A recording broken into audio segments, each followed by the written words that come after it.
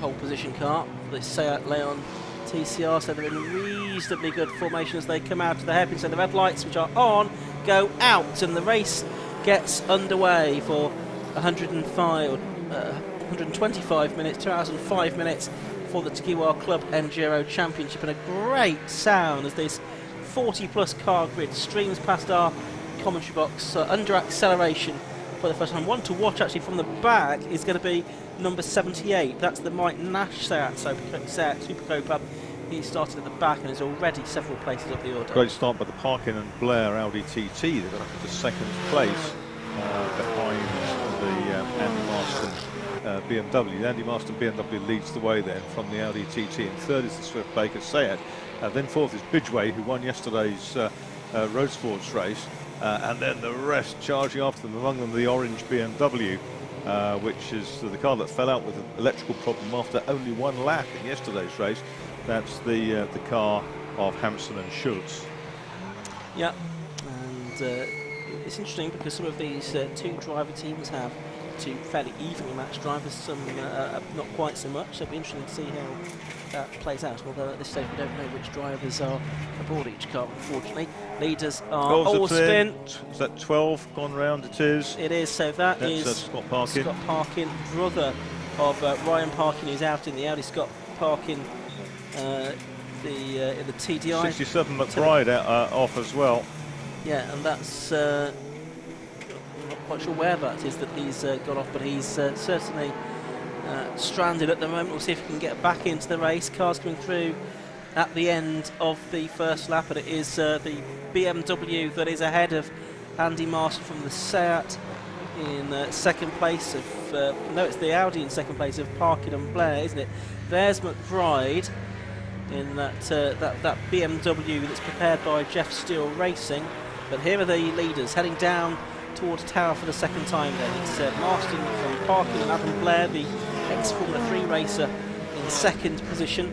We're on board with Colin Gillespie. He was 10th at the end of the first lap, and he's heading down towards Tower Corner now, taking the right-hander and heading back out of it and towards the Jim Clark S's once again. But here are the leading three, Baker and Swift third, the drivers that have done so much winning in the past couple of seasons. That's where the McBride car is, then just on the way into Sunny, so I should think the officials will want to do something about that, and indeed I can see that the safety car is waiting at the end of the pit lane, but all the more reason for Baker and Swift to try and make a move now, but they've now seen the yellow flag, so took back in behind, and there's contact between the two leaders. They're under yellow flags, and I'm afraid that is hugely unnecessary. Why that's happened is slightly beyond me, I must say, because yellow flags were waving, but nevertheless the Parkin and Blair car seem to want to take the lead away from Andy Marston, who I think is going to head to the pits.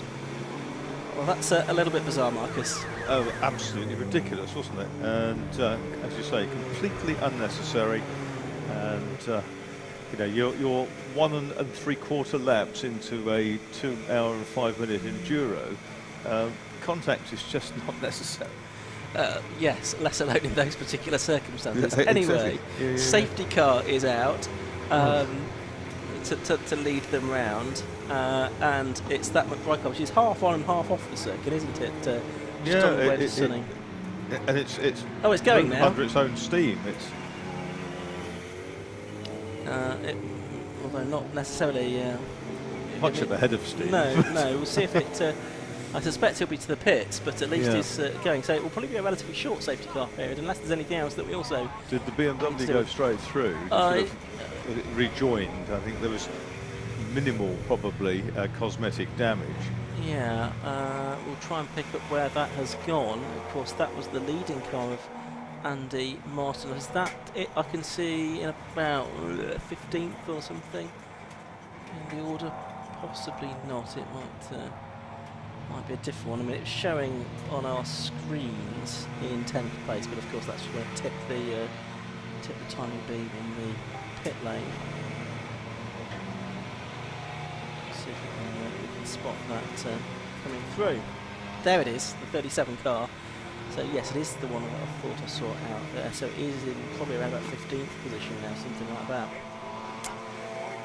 under the safety car, which I imagine, as I say, is going to be fairly short-lived, because I don't think that there's anything else that needs to be sorted out. So we've had 5 minutes, 2 hours left to go.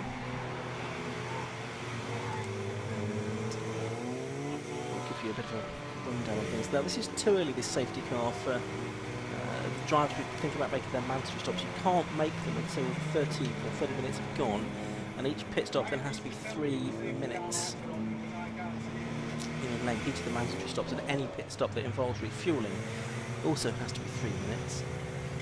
But anything else, just sort of minor repairs or whatever, those can be done just as quickly as possible. Safety car lights out, so it is, as we thought, going to be a relatively short safety car period, and the race getting back underway. So it's going to be that Ryan Parkin and Adam Blair car that leads the way, the Darkside Developments Audi TT, Audi in front. Then you've got Carl Swift. It is just shown as Carl Swift rather than Swift and Baker, so we'll go for that being Carl Swift on his own in this one. He's in second place. And then in third place, it's Leon Bidgeway in the Lotus at the moment. Fourth is, I'm guessing that's going to be Andy Schultz, who's the quicker of those two drivers in that orange BMW. Yeah, the Talk Speed car. Yeah, and then fifth, actually, is the number 2 car now. That's William Caswell and Ben Rushworth showing that car today. Corton Miller said, isn't it? And that's got the very quick little Lotus of Stacey coming up alongside it. So we're stuck in 4th gear in yesterday's race. There is the Andy Marston car just going past the Nib Seat. Yeah, it was 16th at the beginning of this lap, Marcus, that car. Okay. Now up to 50, having got past Nib. And look at this for the lead of the race. Carl Swift right with the Parkin and Blair Darkside Developments car. And it's an ex-Slide Sports built Audi TT. Well, it's an Audi, it was built for the VW Cup, which also allowed these cars as well. But had quite a bit of development on it since then. Up against the TCR car of Carl Swift and Rob Baker, who we think it is Carl Swift in that car, and is right under the wing of that Audi as they cross the line to complete lap number 4 of the race. And Swift has just done the best lap of the race as well, at 1:29.20. There is the 37 going through, which is stuck into the back of a grip car. All very, very close there with Kuma and car he was trying to overtake. He got blocked. He went the other side of the yellow BMW. The leaders. There's a change potentially going up towards Tower as the Swift has made it. That's the Swift car goes through. So number 1, Carl Swift, going past the Audi TT, which then jumps all over the grass and all bounces back on right in front of Andy Schultz. But Leon Bidgeway's gone past and all that. And Schultz is going to follow, isn't he? Yeah, Schultz will follow, and Stacey as well. And I wouldn't be surprised if that Audi isn't destined to dive into the pits. It's had a couple of biffs, hasn't it? One with Marston, now it's been all over the grass as well, so it's a bit shaken up one way or another. Fairly erratic effort so far. It's going to improve. You would think so.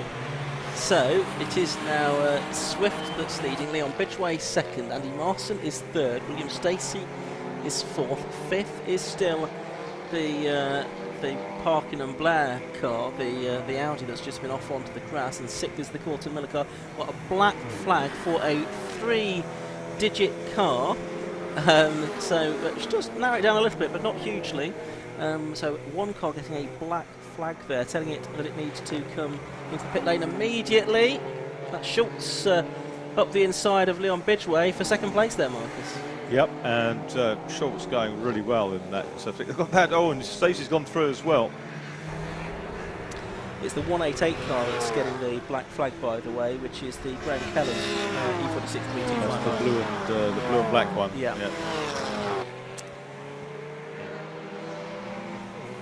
So there's this pack of cars. That's the 15 car of Colin Gillespie, who been on board with earlier on in this race. He is running at the moment in 8th position, and he's just ahead of Steve Cheatham in the Porsche Boxster. that 5 for 5th and 6th. You've got the Quarter Miller car being driven today by William Caswell and Ben Rushworth. Ben Rushworth, of course, a champion in Metros and in Hot Hatch a few years ago as well. Yeah, and also raced Paul Lugo Chevron B8 in historic events, very successful. Yes, he's still a bit of a starting race because he was racing GDs as well from memory. So that's the number 2 car, the Quarter Miller Seat there. He's just ahead of that number 70 BMW, the Steve Hutchinson and Sammy Venables car, the Elite Works prepared car. There's number 3, that's the TWP MX5 of Nick Dougal and John Munro. That started well down the order, so we'll see if that's able to make up much progress this race. That coming towards us, I'm not quite sure who that was trying to pick it up. Which cars we're looking at here. Up into the top 10 has come Jonathan Packer with his area Golf GTI, and behind him is Luke Handley in a similar car. 13th now is Andy Marston in the 37. BMW was nerfed by the Audi TT on lap 2. I mean, there's a very real chance that that's going to cost Andy Marston a real chance of victory here, because he's in 13th position but 22 seconds behind the leader at this point. So quite a lot of work for him to do. I think the car that was trying to struggle to identify a minute ago was the 67 car of Julian McBride, wasn't it? The Audi TCR car is sort of charging up the order a bit, and it's now in a couple of places behind the Browse Stowmarket Glass BMW. The yellow BM also having a good old run there. Behind that's the Nicole Drought Elise, isn't it, with the Irish tricolour on the roof. Yeah, that Audi RS3 of Beach and Grice is up to 25th position at the moment. Started, of course, from the pit lane. New fastest lap of the race to Andy Schultz, 1:27.28 in second position. The gap is 2.72 seconds to the race leader Carl Swift, so that's come down by about 7/10 on the previous lap. So Schultz, a very rapid pilot. There we've got contrast in terms of the size of those cars. We've got the big William Taylor, Matty Taylor, Will Ashmore, Holden Commodore, now with the BMW 7-speed gearbox aboard it, to hopefully rectify the gearbox issues they were having with the 4-speed unit that they were running last year. So the Audi that started ended up starting in the pit lane. It did, yeah. And is making a good old charge. 22nd now, yeah. There's Stacey and Co. Schultz carving his way through traffic, just gone past the Baptiste team BMW. Actually, seeing that 49 Lotus from a loftier touring car is difficult.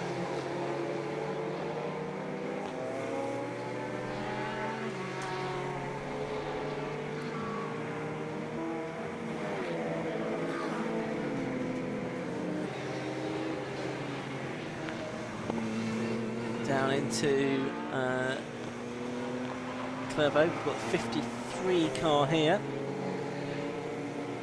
The leaders are together, aren't they? Schultz has taken the lead, 1.2 seconds. In fact, he's gone through, take the lead quite convincingly on that lap, so we'll try and pick that up in a second. So we've got a new leader. There it is, the 69 car, and actually Will Stacey's not too far behind either, is he? He's going nicely. Say, cutting his way through the traffic. Very hard to see that car. It's sort of that sort of wind-cheating low shape underneath the radar of most of them. Kevin Schultz diving in. That was a problem with the throttle position sensors, etc. electronically yesterday. The 3 sensors weren't talking to each other, so they couldn't make the engine run. I think it prevents it from going on to full throttle or other nasties happening, apparently. Colin Gillespie, we're on board with him there. He's trying to get past that 188 car, which is the one that's had the black flag. That'll be to lap it, but he's also right behind Steve Cheetham now, which is that Steve Cheetham has just got through ahead of him. He was behind previously. Yeah. Cheetham in the middle of the Porsche. Number behind. Number 10's into the pits. That's Rob. Oh, Fennick. and that's the 46. Hole's gone off. Yeah, 6.2 litre V8 of Matty Taylor and Will Ashmore. Will Ashmore, who's started racing 7 years ago in AFRC and actually ex-drift racer as well. There's that Fennick car.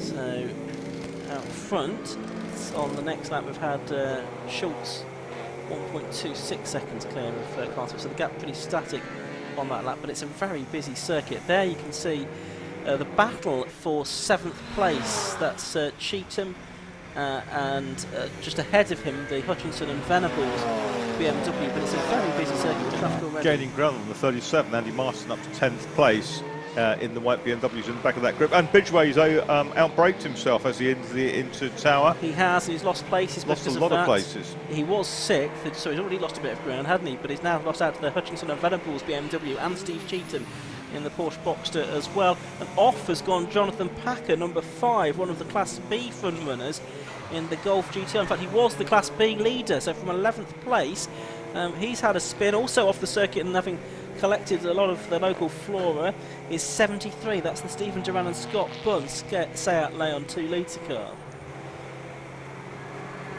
So quite a few cars having little offs at the moment. Still the black flag is being displayed to 188 Graham Caddy for his stop-go penalty.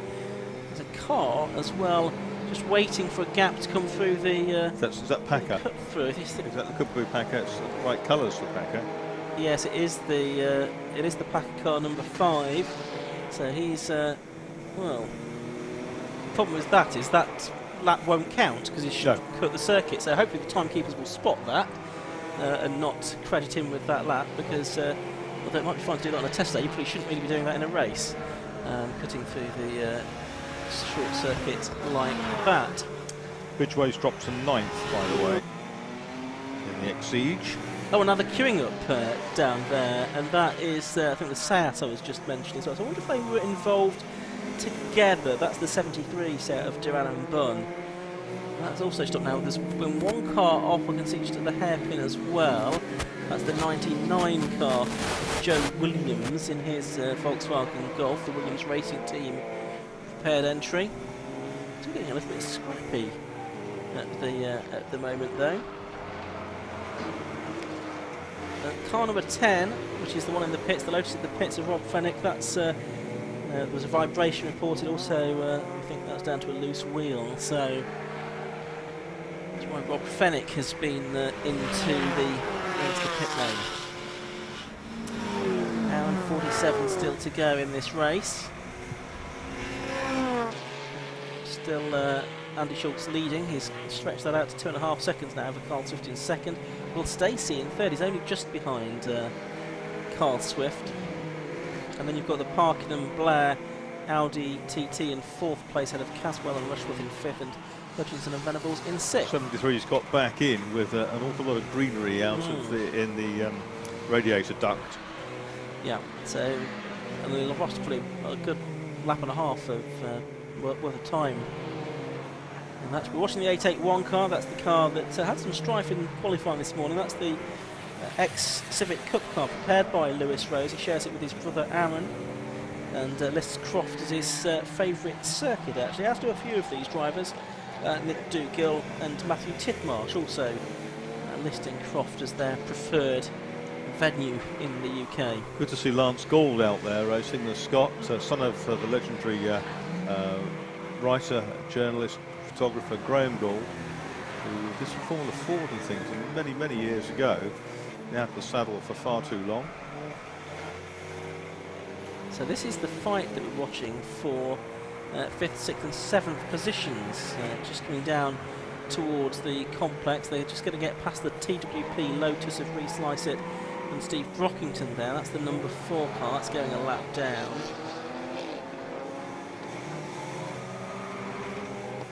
Broken rear suspension, we understand, on the Jonathan Packer Golf.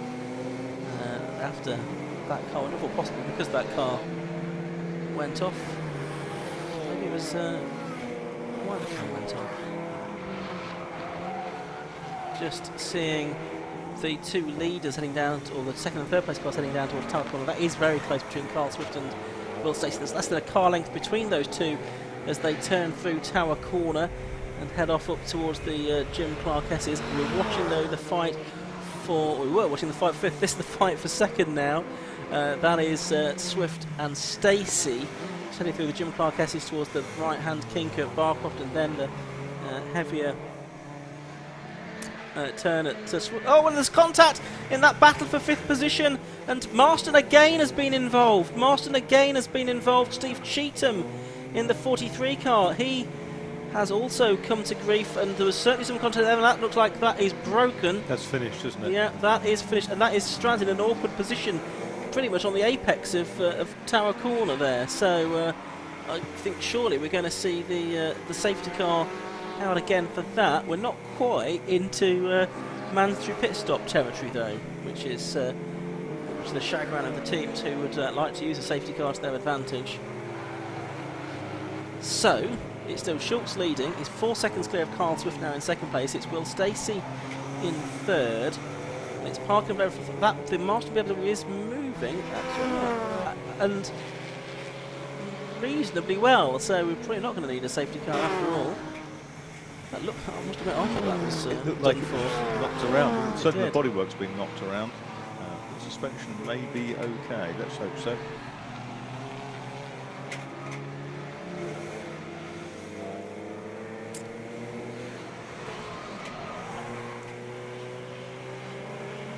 Way certainly sort of picking his way back up, certainly helped by that, I guess. Yeah, Cheetham's into the pit lane after he was involved in that incident with Marston, as Marston was trying to come back. There's Stacey getting past the back marker, number 78.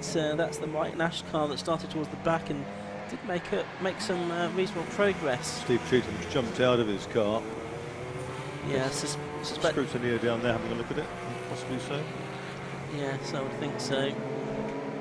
So I think frustration there for the Lodge Sports entry.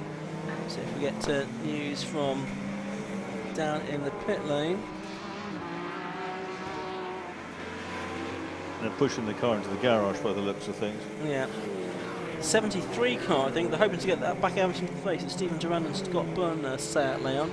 As into the pits comes Marston now, just having a look. Actually, it's silly bodywork damage, cosmetic. But it may just be cosmetic, yeah. But that's already a second visit to the pits for Andy Marston before he's made his mandatory one. And there we can see second and third on screen. They've got, I think that's the number 99 Golf to lap. That's en route to Tower Corner. So it's Carl Swift and Will Stacey, the Leon TCR car against the number 49 Lotus Elise 1.8 litre car for the driver from Whittam. Very rapid and well driven machine. Yeah, it's not short of downforce, it's sort of huge great trail on the front. It's a massive Venturi out of the back and a big wing too. It doesn't have a lot of power, the Lotus. No, of course not. But it can run very light. It can run light, yes. Power to weight ratio of the two cars will be similar by design. First lap of the race still to Andy Schultz on 127.28. There is the Marston BMW. It's been reversed into the pit garage, which tends to suggest that they're not expecting it to be able to get back out, or at least not very quickly. So that's a great shame, because that car was among the potential winners. Well, it certainly was, and of course if it hadn't been for that incident with the yellow flags down here, he would never have been in that position in the first place. No, that's right. I didn't see where the 27 Bryce Audi is. It's 13th. 13th now. Yeah. Behind the 55 Kuma Seat. And one of the Golfs right on its tail. Yeah, that's Freeman. It is. That is for 12th, 13th and 14th position. And the Class B lead at the moment is being held by Luke Handley, who's a little bit further below in 10th place, car number 51. Class C lead, I'm going to need to scroll down our timing screen to see that. That's Nick Dougal and John Monroe, actually, in the TWP Mazda MX-5 number 3 car.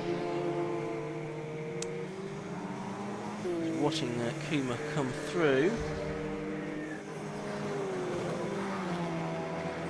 about 5 minutes away from the pit lane window opening for mandatory stops. So we'll see how those pan out. There is the 13 car. And there's the Grice Audi now attacking Luke Handley. Yes, so that's Handley right. there, and where did the Porsche go? Went straight through the Cayman, went straight through the chicane. It did.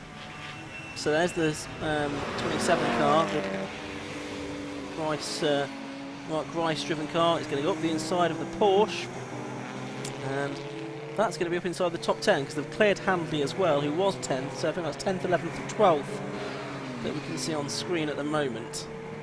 So that's a good drive this from Mark Grice from the pit lane. Car that came in from Belgium, I understand.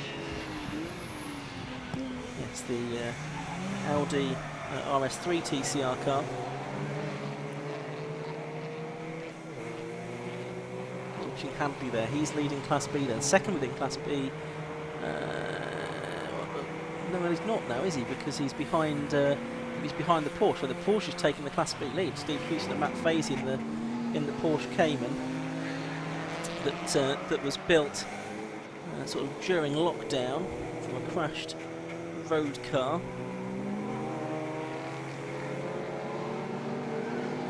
And that is the battle for the Class B lead that you can see on screen now, just heading over the line. That's to complete lap number 16 of this race. 26.5 minutes have gone by.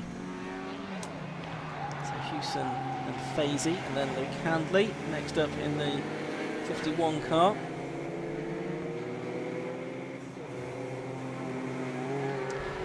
Yeah, we think the 37 car from Marston's now an official retirement. It doesn't look like there's any work being done on that car in the lane. Thanks to Tom Butterworth for getting these messages up to me in the commentary box. So it looks like Marston's out, which is a great shame.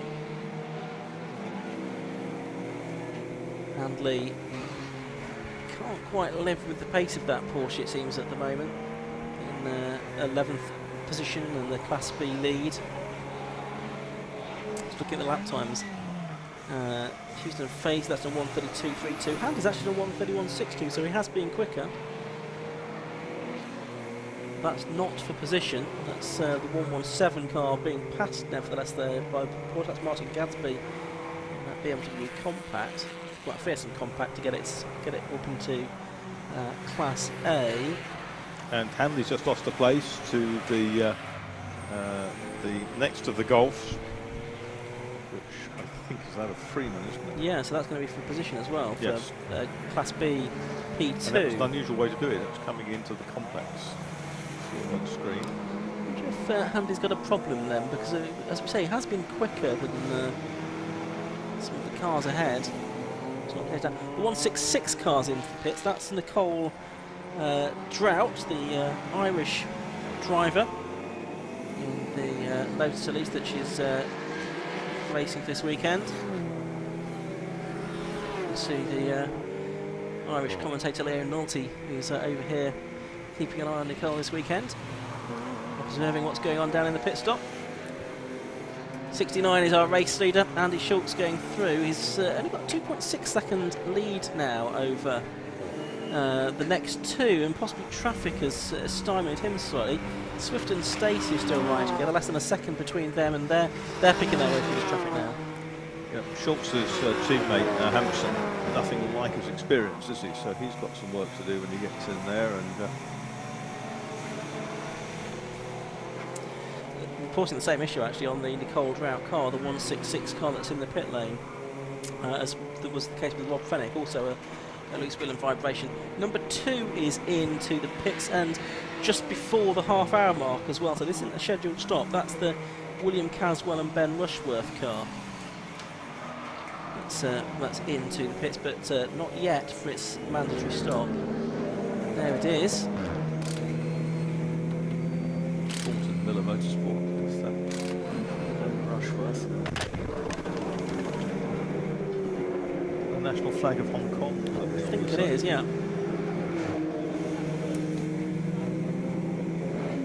So that's into the pits a little bit earlier than they would have wanted for the timing of the mandatory stops. Let's see if we get news from Tom Button, what's going on with that one? So looking at working on the front left.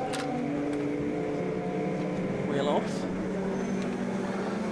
1 minute, 1 hour 35 to go, so that means officially the pit window can open. It is, yes, yeah. the board is being displayed from the start line to let the teams know that as well. So we are now into the pit window in this race. So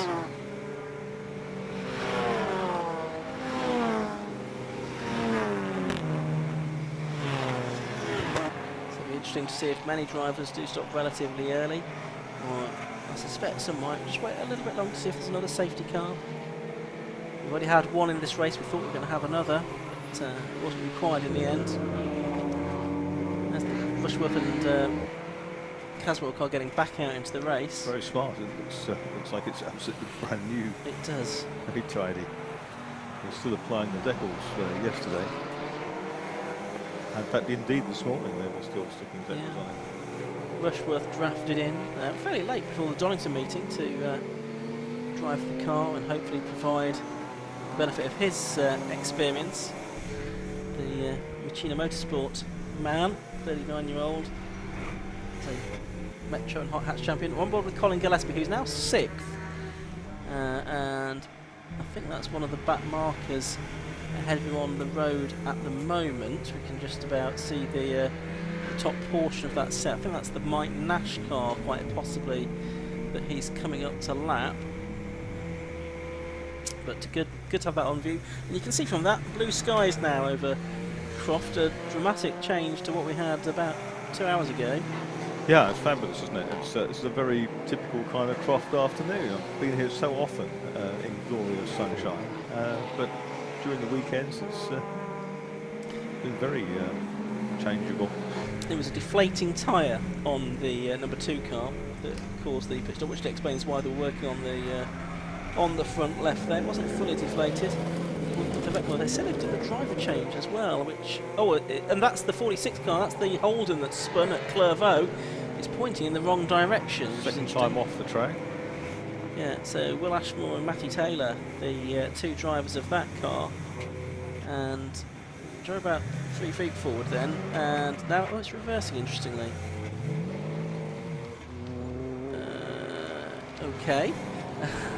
Which way is it going to go now to try and get back into this race? It's now in a slightly worse position than it was before. As the driver's just looking for a gap in the traffic. Difficult to find a bit of 45 car field. Well, there's a gap and there's no movement. So I think there's a problem with that car as it moves. Yeah, there's a... it's torn the side balance off it. Yeah. And that's going to fall off for the end of the lap, probably. If indeed it gets that far. So that'll be a pit lane visit, I think, at the end of this one. At least that can now be a mandatory pit stop as well.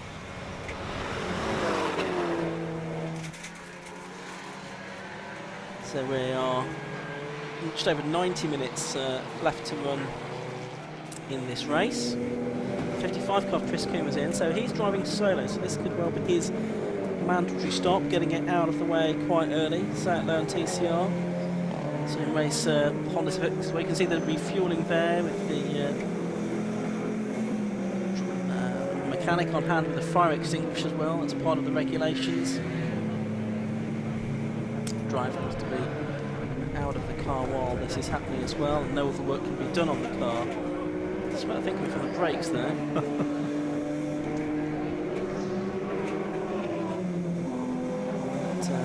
TCR car.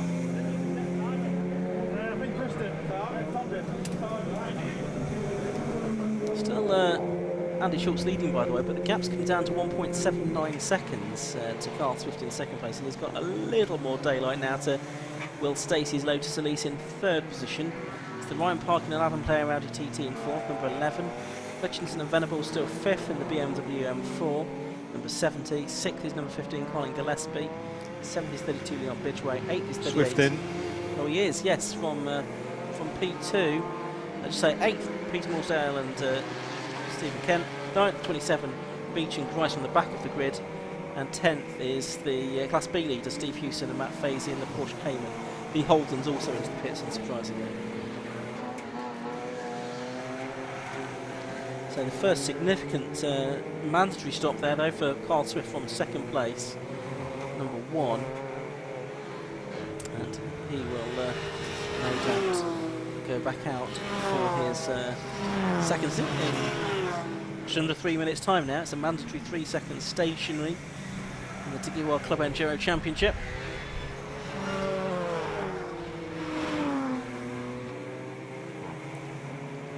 There we can see the Mini going through. That's number 11, that's the Ryan Parkin and Adam Blair Audi TT that's in 4th position. It's contending for the lead right at the start of this race. That's the Mini going through. That's the Neville Jones, Christopher Jones car, I think is the only Mini in the race. There's the work being done. There's a tyre change going on, isn't there, on the Swift car? Certainly.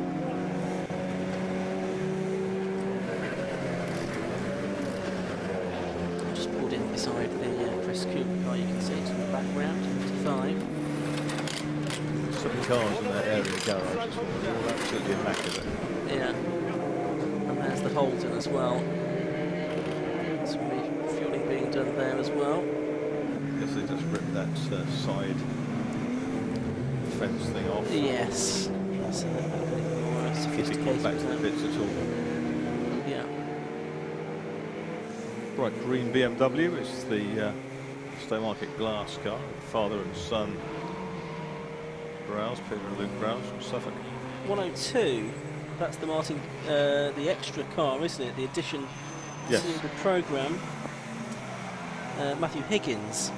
And he had his hand out of the window there, so I think he's got a problem. Truck's going to make it back to the pits here. Hopefully he will. See, yes, the team are waiting for him actually down here, their pit board, to tell him exactly where he needs to stop. That's the number 12 car you can see on screen there at the moment. That's Scott Parkin, brother of Ryan. Scott in the Volkswagen Golf. He's in a Class B car, and where is he positioned? He is in 15th overall and 4th in Class B at the moment. There's the 102 plug in. Hanley's just going past, that's going to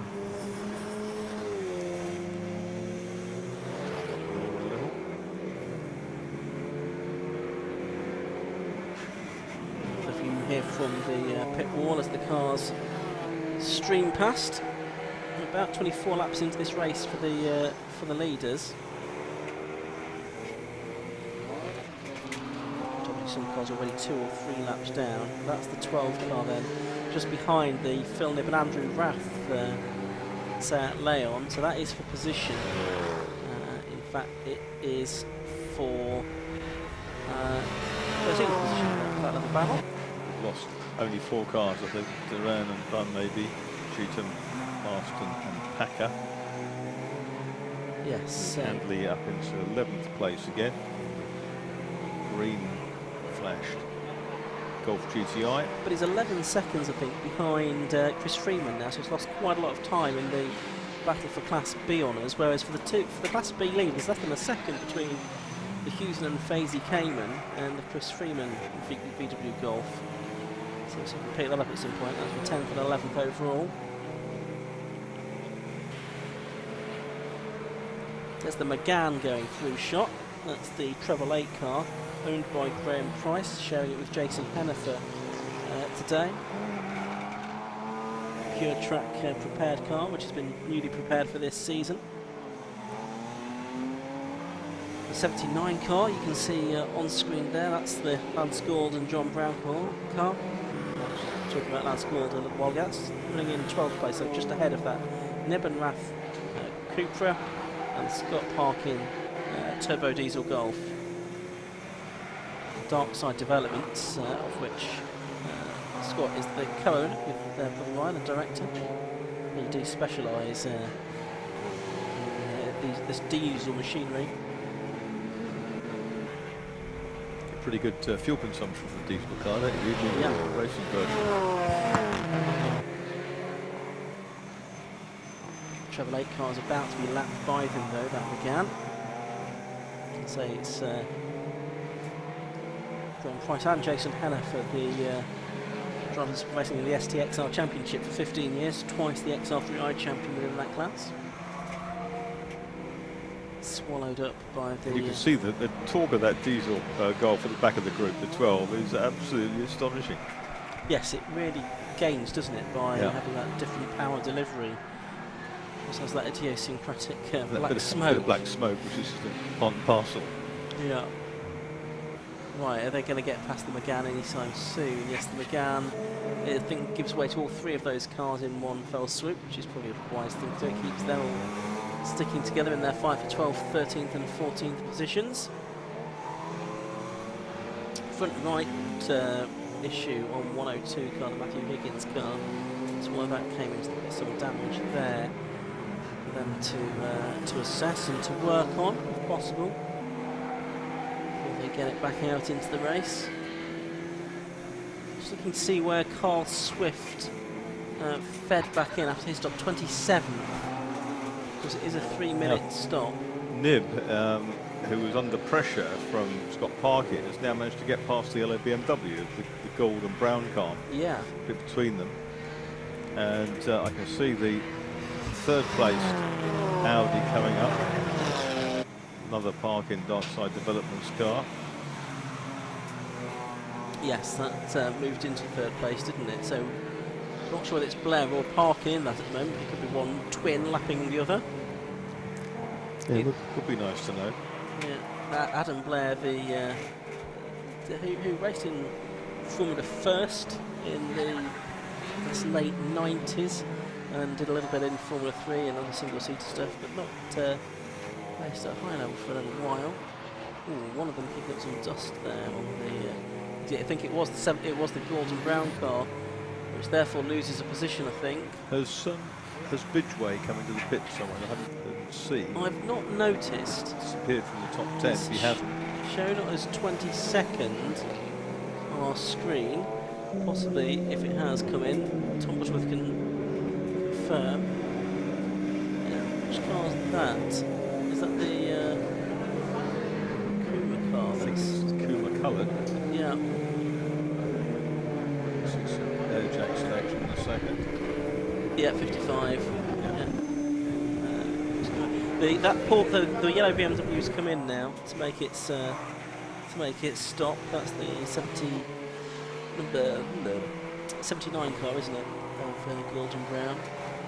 Just gonna note that down. But I've not seen Bidgeway come in. We can see cars as they come underneath us, but then if they're sort of further down the pit lane, we don't get to see them because they're hidden by the roof. Yes, that's just the other side of race control, I remember.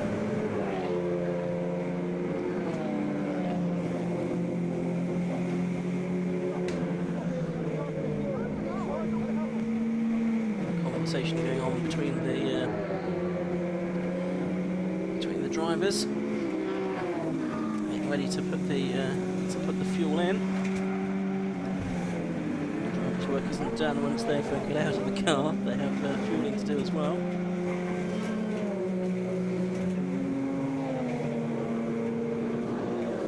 About 80 minutes or so to go in this race. We've had just under 45 minutes of it so far. You can see out of our commentary box window the Hutchinson and Venables M4 coming through ahead now of the Parkin and Blair car, so that's been a change for third position, but I think it's going to change back around again as they head down the straight. But yeah, certainly the Hutchinson Venables BMW briefly ahead. This is the battle for the lead, isn't it? With Schultz in the BMW, the Torque Speed car. It is, yes. Number 69 has been caught now by Will Stacey in the 49 Lotus.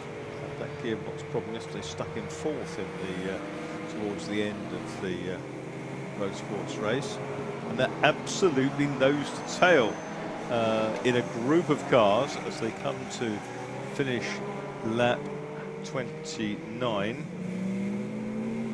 Yeah, and does this give an advantage to one or the other? Possibly, if anything, to Schultz here. although The Lotus can't live with the Gordon Miller Seat, can it, in a straight line? which is a lap or two down now after its pit stop.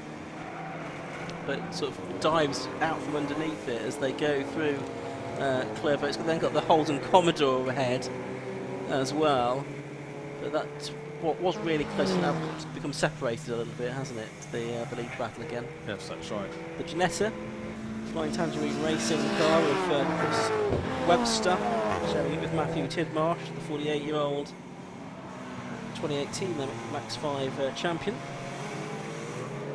Stacey dived back past the Holden on the apex of Tower Corner, is now coming back. They've got this little Ginetta dressed as a 1970 Porsche 908-3 on the Targa Florio with that single stripe over the top of it. Comes scything past the Ginetta into Barcroft, and then into Sunny Corner they go.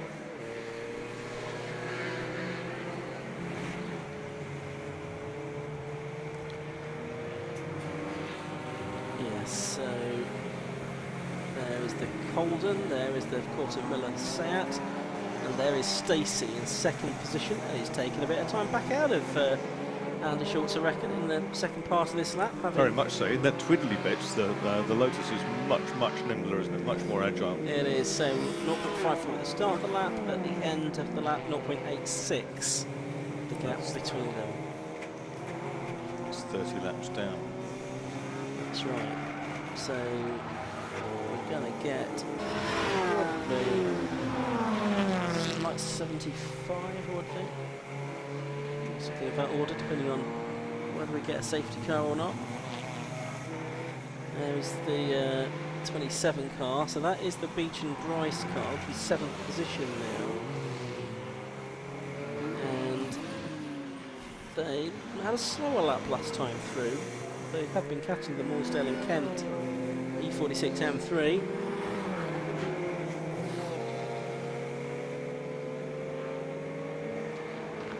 That's the 4th place car coming through. Number 11, the Parkinson Black off 3rd place in fact now, so it's got back ahead of the BMW of Venables and Hutchinson. Is the BMW still there? It is, but quite a long way further back now. So it's lost a couple of seconds, that guys. We're watching the leaders. They're mired in traffic here, aren't they? Yep, and there's trouble ahead for the race leader there. Just negotiate a couple. One's the Kelly BMW, the other is the black and green Seat. That's charging through. And again, the BMW can out-grunt some of these cars in a straight line, whereas the Lotus apparently can't. Yeah, and that means that it then gets a car or two between them, which then the state has to sort of do all the hard work to get back on turns, get the same thing to happen on the next lap. Yeah, he's certainly enjoying it though, isn't he? Stacey's hanging in there. Little cone is being flicked into the road there. So it's blow away, you see. Yeah, that's at Barcroft. So there's the race leader, number 69, Andy Schultz. On lap 32 of this race, he's also got the best lap of the race so far, 1:27.28. And he's got one car between himself and Will Stacey in second place at the moment. Make it 2 if he can, before he arrives. Well, is that? I think it was a yellow flag. I think it was for the 16 car, Phil Dryborough. But I think had a bit of a moment but sunny. Phil Dryborough, the former British GT racer. And he started racing in 2008 at the age of 48 with 3 seasons of British GT, plus also some racing in the GT Cup and Brit car. But enjoying what he's doing at the moment in this self-built Porsche Boxster. Man from based in Edinburgh. Get support from CW Motorsport and Lodge Sports as well. Right, here's Will Stacey. He's tucked in. Oh, and the leader's off! The leader's lost a wheel. The wheel has come off there. Unfortunately, it stayed on the inside of the circuit, but the leader, Andy Schultz, out of the race. There must have been a breakage on the car there because I don't think he was around anybody else. So that means that Will Stacey goes through into the lead, with drama there for Andy Schultz, leading on lap 33 of the race. The front left wheel goes flying off, and there's nothing that can be done about that. I think this may necessitate a safety car, which I suspect will herald a flurry of pit lane visits. But Will Stacey there, number 49 in the Lotus Elise, takes the lead of the race. The driver out of the car, I'm pleased to say, just having a look. Yeah, there is no wheel there, my friend. It's about 50 yards further down the road. So he'll hop over the bars, and there's another one stopped. I think that's Mike Nash. Is that one right there? Is that the 78 car? Yes. Yeah. Thought so. Yes, Mike Nash in the Kinetic Racing 2-litre turbo Supercopa, built by Set Sport for 2009 season. So, a bit of drama. The leader going out with just about an hour and a quarter of the race left to go. Number 14, that's Chris Freeman's off the road, and he was second in Class B. He may well still be second in Class B. Yes, he's having a good battle with the Houston Fazy car. Yes, he was half a second behind Houston and Fazy, but 20 seconds clear of Parkin. I think he was just past them at that point, so maybe he just got past and then had a problem. There we go, refueling the Lotus far end of the pit lane. Quite a few cars coming to pit lane, and yes, the safety car boards are out, so I think they're all going to come in now. And while they were refueling, his teammate's having a problem in the number 3, the Mazda, off the track there on the grass. John Monroe and Nick Dougal in the other car, but yes, the safety car flags are out. Safety car has picked up Will Stacey, and yeah, many cars now, not all of them, but many cars heading down the pit lane to make their stops. First safety car that we've had since the pit lane window opened. We had one in the very early stages of the race, but this will mean that it's an opportunity for most of the drivers to take their stop. The reason for the safety car is, I'm sure, because of the Andy Schultz, the orange BMW that lost its wheel at Hawthorne. Cars stopped just against the barriers there. There's the new Candy car into the pit lane. When we get this situation of nearly everyone coming into the pit, it's very hard to keep exact track of who's been in and who's not. I assume probably that either this lap or next one, nearly everyone will come in. And when they come in, they have to stop at a 45-degree angle, approximately, and then they have to be pushed back down back into the pit lane to rejoin the race. This pace car lap with the leader, and it'll be a little while before they get the BMW hooked up. JCB handled out of the way. They've got straps underneath the front of the car and lifting it up, and it's running on its rear wheels, and they're getting it onto the grass. Now, whether they're going to leave it somewhere on the infield for the moment and collect it later on, if they're going to get it all the way back to the paddock, which isn't actually that far from that part of the circuit, collect it later on, if they're going to get it all the way back to the paddock, which isn't actually that far from that part of the circuit. I'm not quite sure. I suspect they are going to pull it back to the paddock, but they want to over the grass in case it's spilling anything, which I don't think it is. But if it was leaking oil or whatever, then it would be beneficial to go over the grass again, so it's not to get that on the circuit. So about 3 or 4 minutes away from the midway point of this race now. It looked like it had planed the undertrail from underneath the engine, hadn't it, where it dropped on the BMW, something hanging underneath it, flat. So, I guess there's not much point telling you the running order at the moment, because we'll have to wait for these pit stops to play out. There's a sort of queue of cars heading out of the pit lane now. There's a recovery truck on circuit as well, which wasn't needed in the end to recover the Schultz car. There is the Schultz car just being dragged into the deep grass, into the rough. Not quite out of bounds yet. It's off the fairway into the rough. And fairly well up the order in that group that's been released is the Audi TT, which is one of the running cars, the Parkin and Blair car. Yeah, so the cars that have been released will now try and sprint round to catch the group that's already behind the safety car.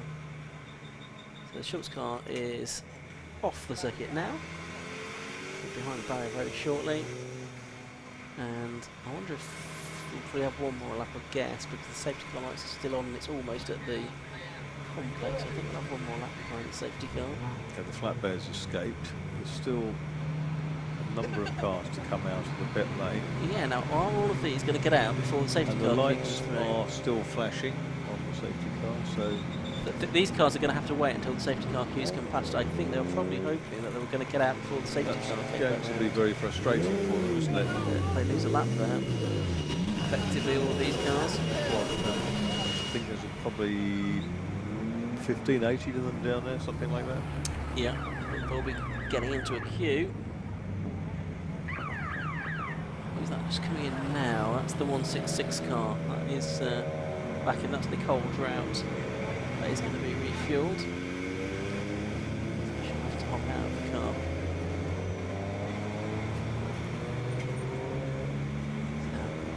Now, 6 left to go in this race.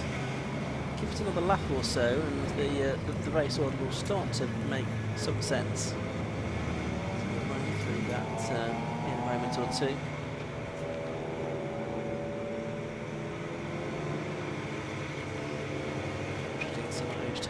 Overall positions have changed, but also those within the classes as well. Just what about 3 minutes halfway, something like that. Yeah, at Donington 30 round, the class winners, Jonathan Packer, who's already retired from this race, won in Class B, and Johnny Hayes and Paul Subiani, who aren't here this weekend, won in Class C. There's new for this season a Clubman Cup as well, and that's for effectively cars that are a bit more vulnerable. I think more than 10 years old, effectively. And they have their own point system as well these days. So the cars that were in the pit lane have now been released, those that were queuing anyway. The Beach and Grice Audi is just going to go out as well.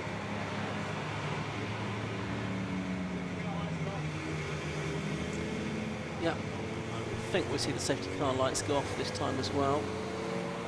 So we'll be back into racing action. And blue skies at the moment, there's some grey cloud behind us again.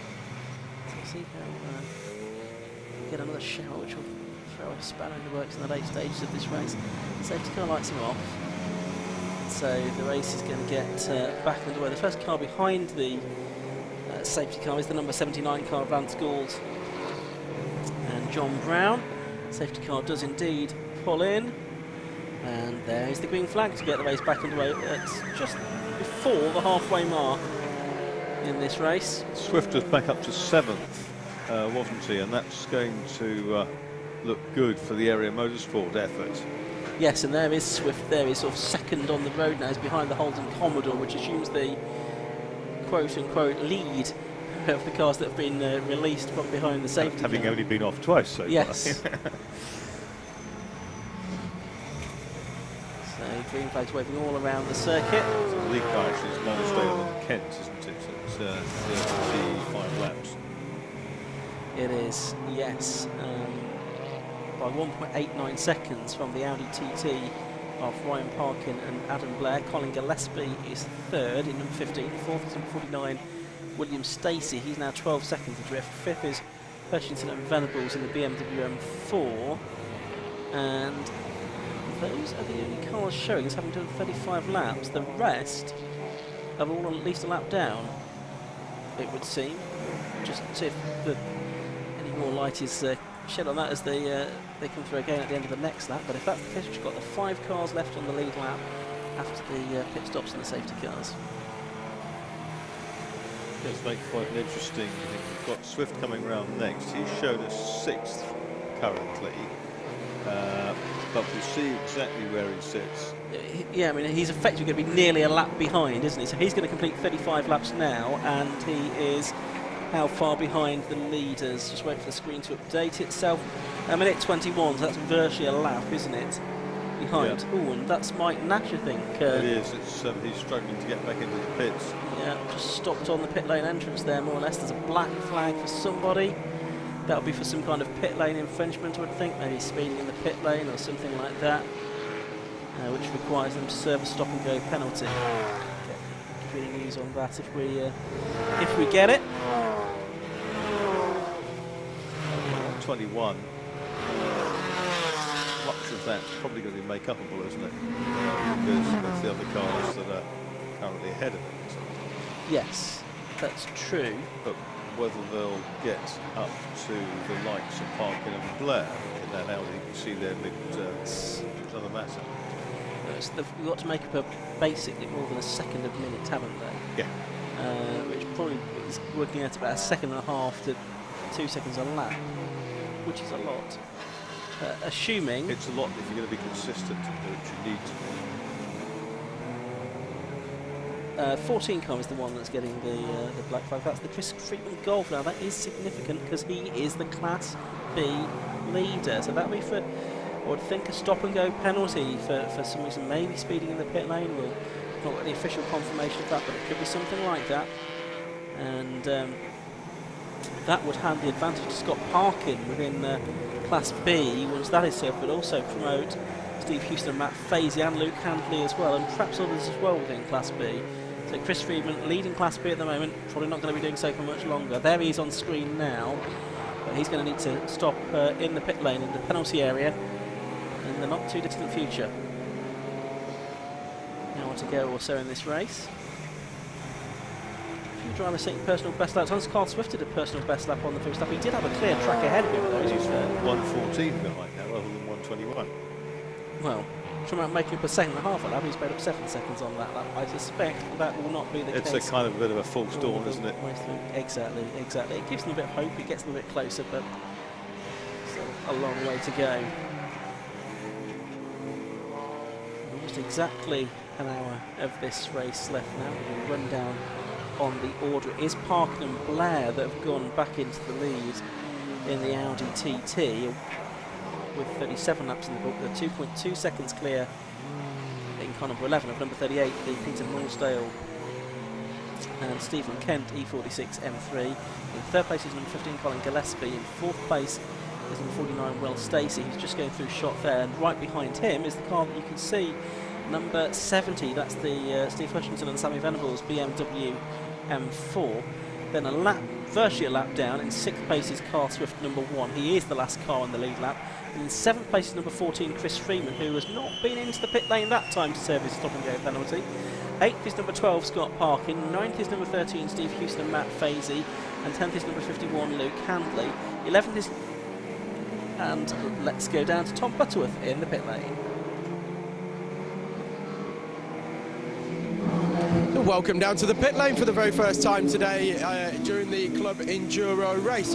So it's been obviously frantic action from the get-go, but I'm joined here by your current Class B leader, just changed driver. It's Steve Houston. Steve, tell us all about how the race has gone for you so far, and then we'll ask about the car. Well, exciting so far. We qualified 4th in class, so some good battles in the first part. The Class A cars are really hard to pass, but round here, because it's twisty, good braking sections, you know, we have a fighting chance. So really just icing it, mostly with the Aereo Motorsport Golfs. And we came in 1st in class, but we had a penalty from the last race for coming 2nd in the last race. So I think we went to 3rd, but now one other car's had a penalty, so I think we're up to 2nd. Up to 2nd and hunting down the race win, fingers crossed for yourself. That's the plan. Matt's out there now. He's up against the Darkside Golf at the moment, by the looks of things. That's his target. So, yep, that's the next thing. Okay, so tell us about this Cayman. What's the history of it? How long have you had it for, and what have you been doing so far with it? Well, I bought it about 2 years ago, just under 2 years, as a crashed road car. and converted it to a race car. So basically all the stuff we've done, we've bolted together ourselves. I got some sponsorship from Intelligent Money, who also sponsor British GT. So they've given us a great deal of support and help, and that's really allowed me to get back into racing again, because I hadn't done much since 2018. Okay, that's great. And the weather's looking a bit like it's on the turn, to be honest. Some big dark clouds out there. How do you think Matt's going to go in the wet? He'll be fine. Good weather for racing. Okay, well, fingers crossed it stays dry for him, and fingers crossed it stays wet for him. Let's see. It'll be good for you either way. Thanks very much, and throw it back to the commentary team. In the meantime, the 14 car has been into stop, which is the Chris Freeman car service penalty, which Steve Houston was referencing there in that interview with Tom Butterworth. The 166 Lotus, the Nicole Drought car, it's been in and out a couple of times now. Seen on screen. And it's now right ahead of the Quarton Miller car. I think it's going to head into the pit lane again, Nicole Drought. So that'll be her third pit visit for her. But that's the Quarton Miller car, the Royal Caterpillar and Ben Rushworth that we're seeing as well. Yeah, Nicole swooping to the left and heading pitwards. So we've had the stop-go served now by Chris Freeman, who's going back out into the race. You can see it was not just a stop-go, it was a stop-go with a longish stop as well. So he's committed a misdemeanor of some kind and is now back out into the race. So Class B then, that is going to be led by Scott Parkin, but he's only about 2.5 seconds clear of Matt Fazy, who's now taken over the number 13 Porsche Cayman. And Luke Hambley up to third place within that class. Class C, by the way, is being led in 25th place overall by number 3 Nick Dougal and John Munro. Second within that class, we've got Baptiste and Mark Lloyd Jones in the BMW E46 330i. And third within that class, Joel Osric, his teammate Dan Orsano in the BMW E36 328i. So that's the Class C situation. There's Ivan Mares in another of the Class C cars, the 316 325 Ti Compact. I think Gillespie's running a really good race, isn't he, in the 15? He's running second now overall, having overtaken the Molesdale and Kent car, only 5 seconds behind the leading Audi TT. He's had that dramatic low very, very early on the second lap of the race. A meatball flag being shown to car number 70. That's the Hutchinson and Venables cars. That's a big problem for them because they're in 5th position, and that's because there's a problem with the passenger window on that car, we think. We have perspex window, but we think that's flapping in the breeze. So that's the reason for the meatball flag, the black flag with the orange spot that you can see on the screen now. So Nicole Trout climb out of the Elise a second ago. It's race run by the looks of things. Now Will Stacey's trying to get sort of back on terms with the leaders here, but at the moment he's not lapping certainly as fast as the leading Audi. They're lapping the 129s. Stacey's lapping the 131s, which is about 4 seconds of what he's capable of. Yeah, he's not that far behind Molesdale and Kent, which is the car we see there, the white BMW with the rear bumper flapping, or the end of the rear bumper flapping in fairness. Yes, that's for position for 3rd and 4th, yeah. Just behind the Holden Commodore that's been in various strife through this race so far. Because the Holden Commodore has enormous grunt in a straight line. It does. So difficult to pass through Barcroft. That's a real Q car, isn't it? The 70 BMW Hutchinson Venables, because problem for the Cayman. Yeah, that's the Cayman's gone bang. Matt Fazy car is out of the race. Surely, yes, he's going to pull off to the side of the road. So bad news for Steve Houston, who we heard from in the pit lane. His car, I'm afraid, out of the race now. Matt Fazy, having come to a stop just on the approach to the complex there, saw some smoke coming from over towards Sunny, and that was the reason for that. So that's the car that was in 2nd place within Class B.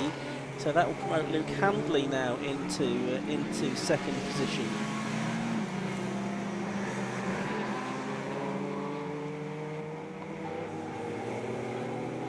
So 53 minutes now left to go. The stop go for number 14 was for overtaking under the safety car. We understand. So that's the reason for the penalty for Chris Freeman. It was a 1 minute stop go. 53 minutes left then, as we say.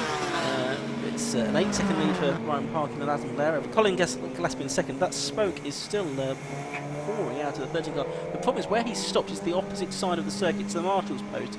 So there's no marshals there to try and assist with that. So I'm wondering if this might result in another safety car. The number 73 car, meanwhile, has come into the pits. The 49 car of Will Stacey still can't get past the Milesdale and Kent BMW, but yes, there is now a marshal having to move from quite a long way away to try and get to that car. It was just a question of it being stopped really on the wrong side of the road. There's the marshal, who's trying to work out where he's come from. Yes, he's had to come from all of the way around the sort of exit of the complex.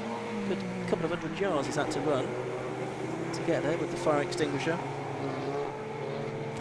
The Commodore's in the pits, so too is Julian McBride. So these now will be some unscheduled stops for these drivers as well. For Luke Handley, so it's the two Golfs, first and second, within Class B at the moment.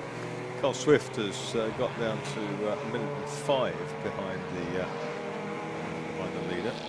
There's the 70 car. Now that does have the meat fire. You can just see there the passenger window, which is just perspex or whatever plastic, has just sort of popped out. And I think that's what's attracted the attention of the sort of officials watching on, and that will need to come in to get that either taped up or taken out or something. There's Bridgeway, who was doing so well earlier in the race. He's attacking Luke Handley. That's not for position. Bridgeway's quite some way down. Yes, how far down exactly?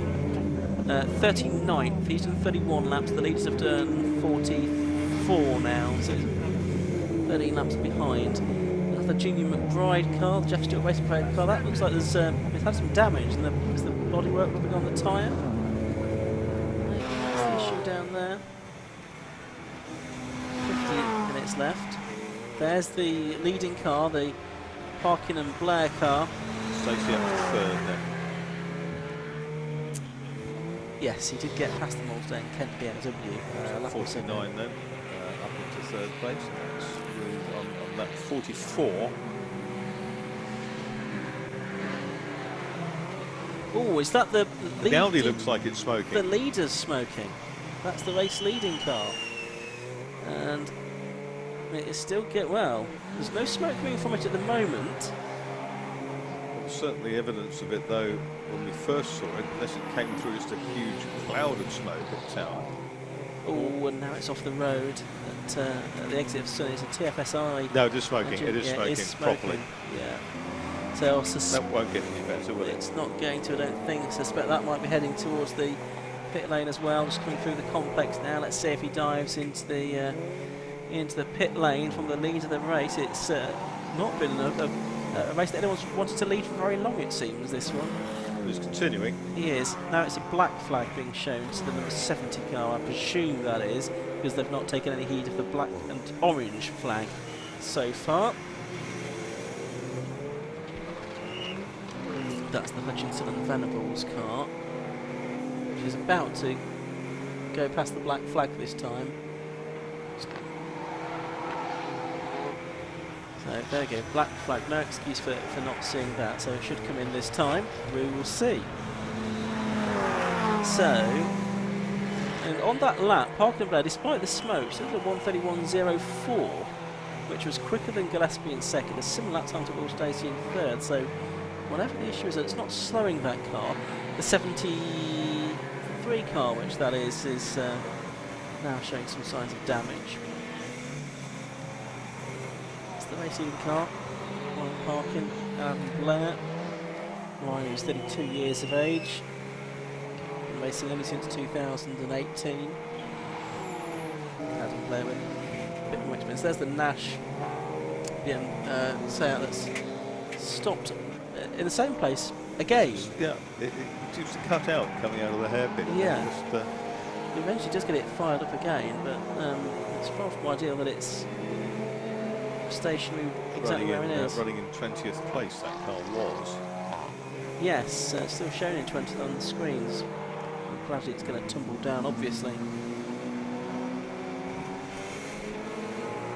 So, There's Gillespie, with a still tyre on the side window. and then Stacey's about 10 seconds behind him. He just went through his shot there. There's the Holden and also the 42 Lotus. That's the car shared by Paul Clark and the X. Here comes the black flag car coming in quite quickly. Well, as I said, he saw the black flag last time round. Yeah, the car we saw on the screen there was the Tom Gladys car, Tom Gladys ex FIA Formula 2 racer. That sort of Jonathan Palmer era of the Formula 2 Championship.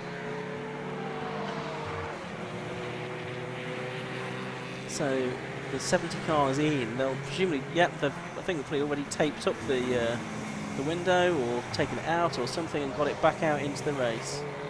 So that's going to cost them, I don't know, 30 or 40 seconds probably by the time they've been into and out of the pit lane as well.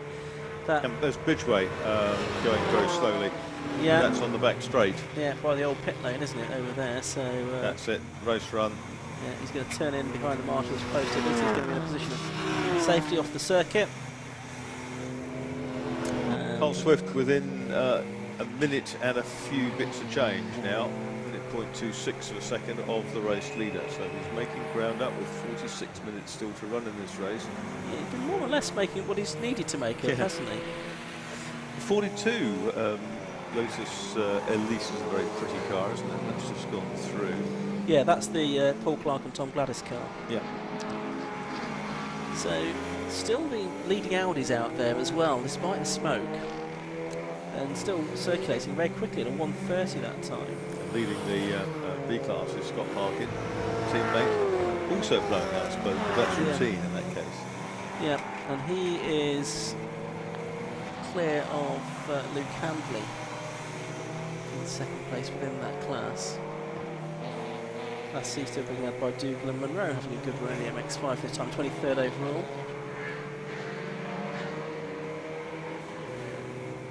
And there they are on screen now as we talk about them. Not quite sure who's in the car at the moment. 73 car is into the pit lane. That's the Seat that's had some damage as well. Stephen Durand Scott Bunn car. It's not the first time that's been in the pits today by any stretch. Yeah, there's our Class C leader, and they are how far ahead of their nearest rival? About 50 seconds ahead of Roy Baptiste and Mark Lloyd-Jones in the BMW. There's the leader, Darkside Developments Audi TT. And yeah, still staying out there, not heading into the pit lane just yet. 48 laps down.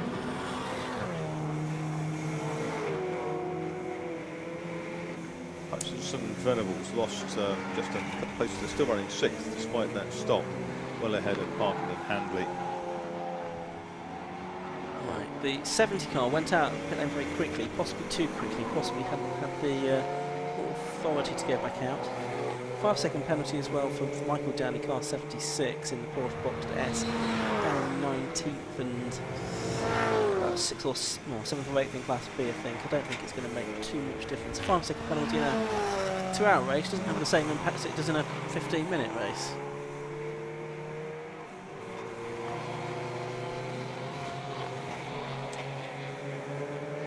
So, into the final 3/4 of an hour of this race meeting here at Croft, to give our Club Enduro Championship on circuit for their second round of the season.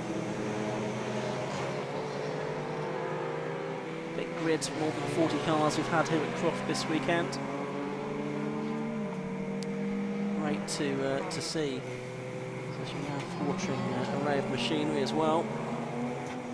Next round for these cars is at no less a circuit than Spa, the 8th and 9th of July. It's good to have the Spa. Now there's Rob Boston, who was due to be racing today, but his car. It's going to run its bearings, didn't it? After the end of the race, which he finished really well up.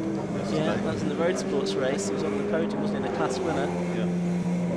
But not out, unfortunately, today.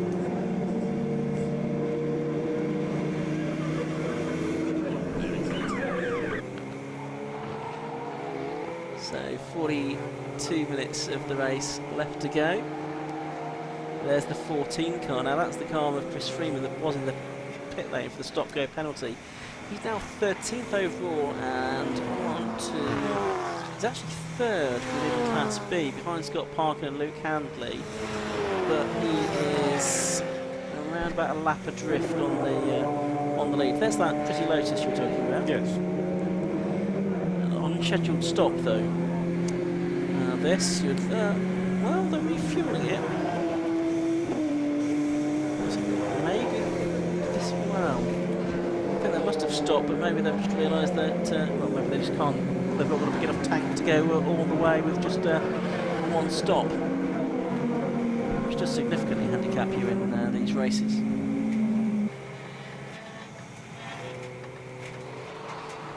Because every refilling stop has to be 30 minutes, 30 minutes, 3 minutes. Oh, and that's the Browse car in trouble on the back straight. Yeah, looks like it's back up to speed now, doesn't it? Yep. Star Market Glass, specialists in bespoke glass installations and for big developments run by the Browse family. A couple of stop-go penalties, we think, in the offing as well, which will be advised to drives, but I don't think anyone particularly important to the overall result when GP class results of this race. 50 laps down for our first couple of cars. First three now. As Will Stacey's through. There's the race leader on screen. His lead has actually increased to 12.83 seconds when parking Adam Blair. And that despite the smoke, which was a few laps ago. I'm not sure if it's been doing that consistently since then, which is a little bit odd. No, and the oh, there's a spin for the 76. That's the Boxster. That's the Michael Downey Boxster, for the man that works in the insurance. The CW Motorsport prepared car with a standard 3.2 litre Porsche engine. Well, Swift still 61 seconds behind. 38.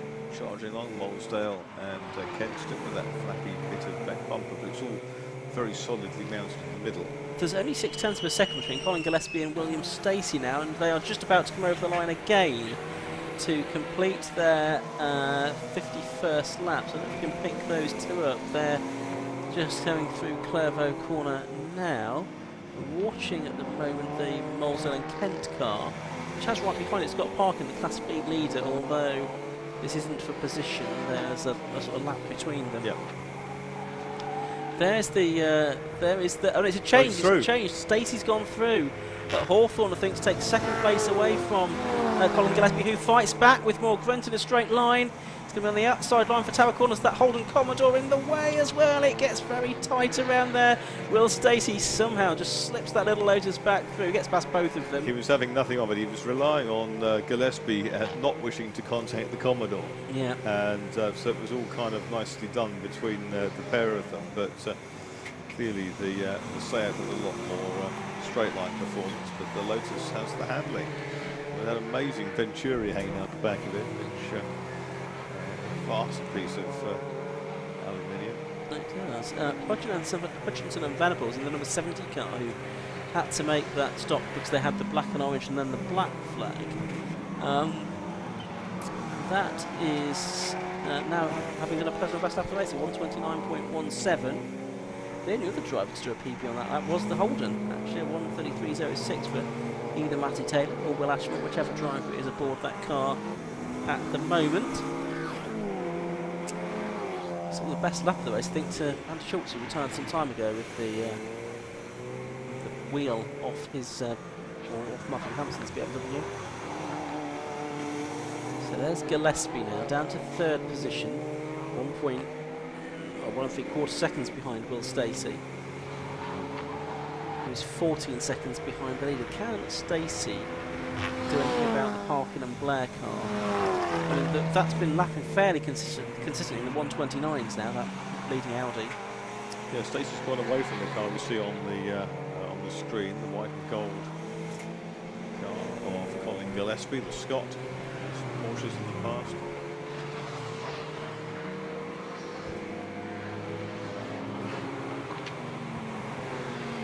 So Stacey in number 49. It's a fair old ask.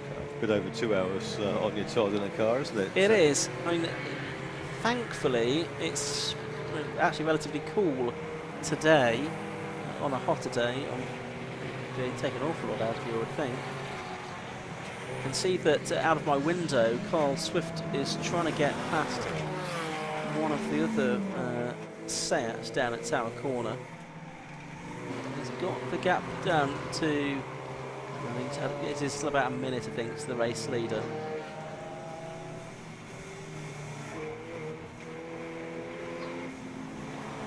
Beach and Grice are back up into the top 10.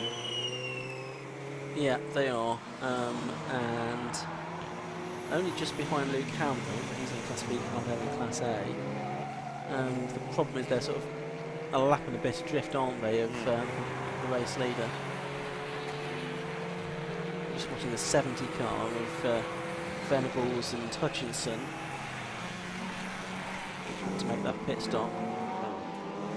There's the car which you're talking about, the Beach and Grice car, number 27, in 10th position. And is now ahead of Luke Hanley by yeah. a margin. Yeah, as you'd expect, so into 9th then, in fact. Luke Hanley still second within Class B, though. Well behind Scott Parkins, number 12 for Diesel Golf. Turbo Diesel Golf, I should say.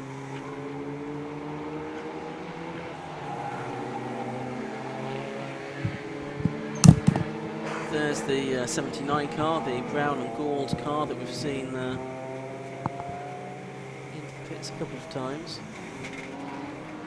That car is running in 19th position at the moment.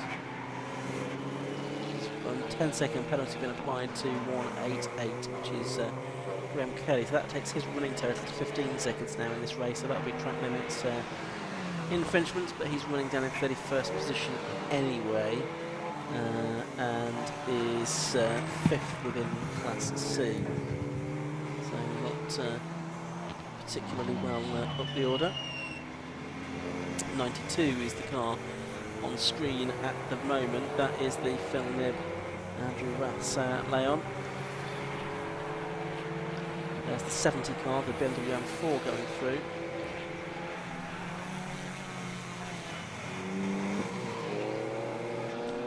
Beach and Grice once again in number 27 in 9th position. Now they've got about 7 seconds to make up on that Nib and Rath Seat. That's the Luke Handley car we're seeing there, and he is in 10th place and second in Class B. He's got quite a gap over Chris Freeman, who is 3rd within that class at the moment.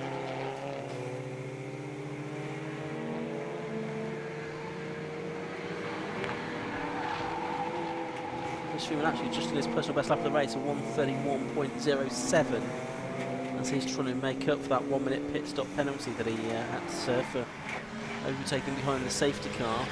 Well, Stacey's just gone past the commentary box, I can tell you, and what's the gap now between himself and the race? It's down to 5.62 seconds. It was a slow lap that time for Parkin and Blair, but then they've done a slightly better lap.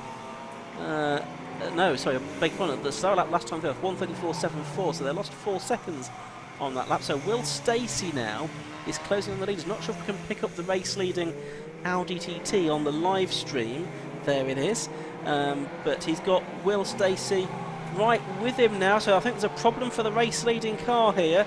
We saw it smoking probably about 10 laps ago, didn't we, Marcus? Absolutely, and now it's being caught and shows no sign of being able to tear away. It's not going slowly, but it's just relative to its previous place. Well, it's lost nearly 5 seconds on this lap alone, yeah. because Stacey was 5.6 So he's not seconds limping. behind. That's No, the it's point. not. So he's hanging in there, but Stacey has a whiff of victory. Stacey's a lot quicker off the corner there than, the Audi. Coming down towards the complex on lap 56 of the race. Two of them pretty much nose to tail now. I wonder if it's a problem through the slower corners for the Audi. Stacey goes to the right-hand side of the circuit. Is he going to drive all the way around the outside here at the hairpin? Well, he can't do that. He's all over the curb. Now it's not pulling. It's not pulling. Audi. That's the problem for the Audi. It's out a fuel of the pickup problem or something like that. Fuel pickup out of the slow corners, isn't it? And so, in a out of the corner, Will Stacey can just drive past him. So Will Stacey it is now that takes the lead of the race in number 49 with 32 minutes of the race left to go. At the end of lap 56, Will Stacey now leads this race.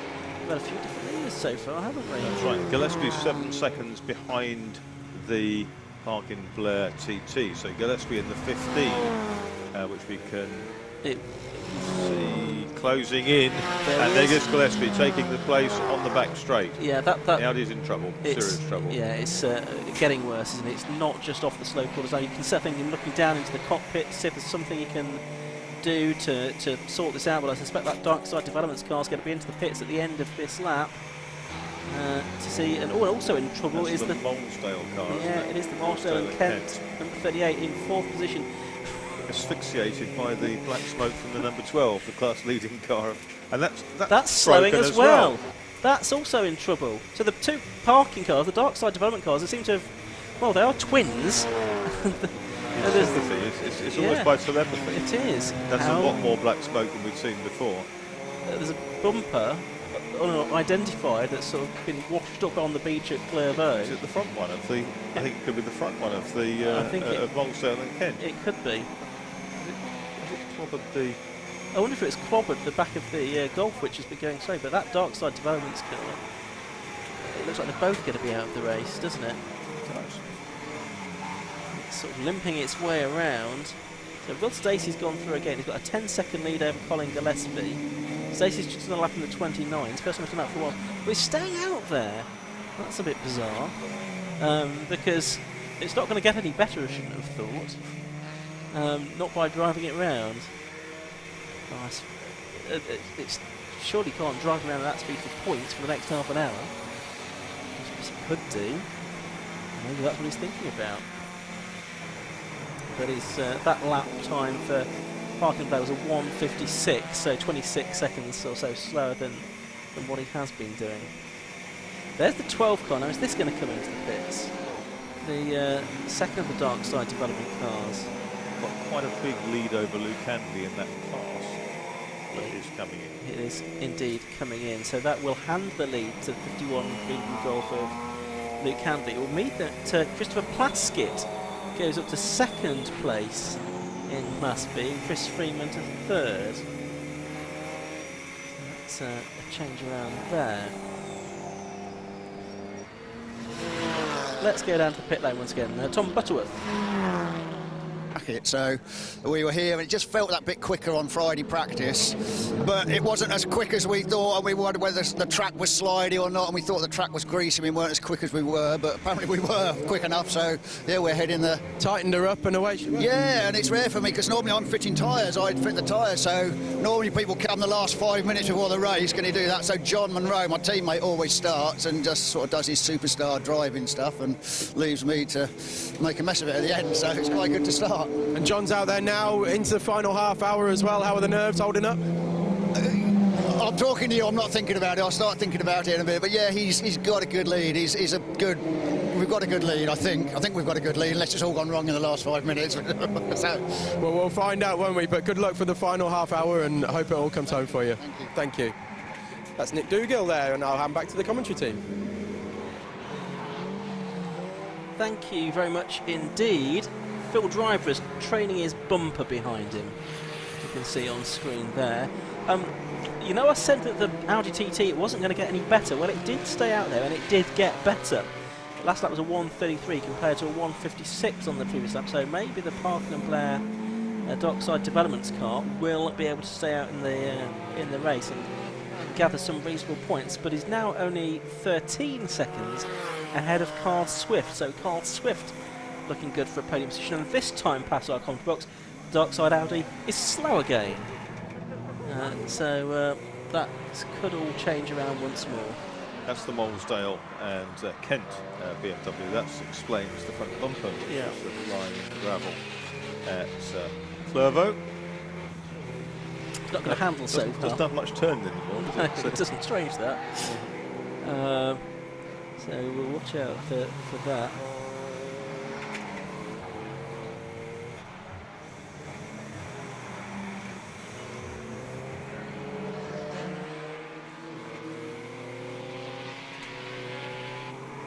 Luke Handley into the top 10 again, with 51.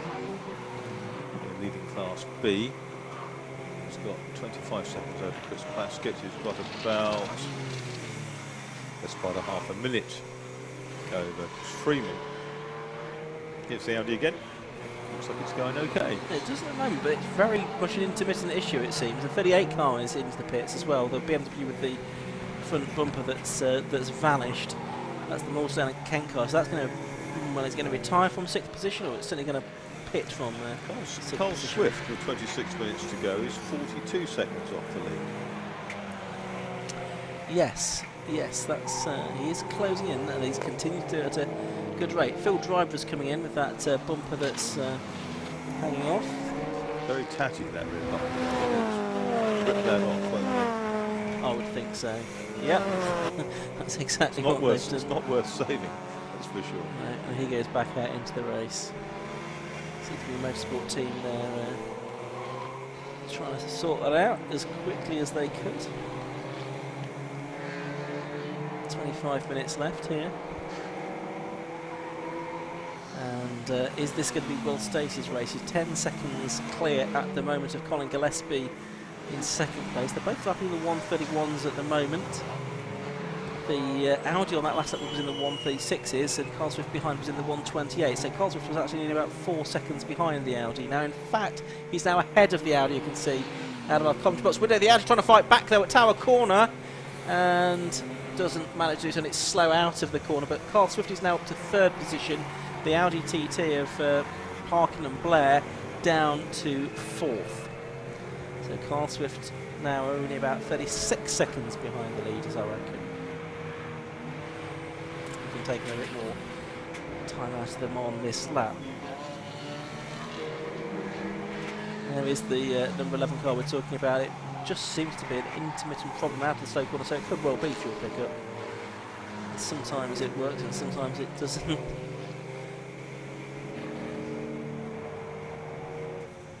An eventful old race for that number 11 car, that's for sure.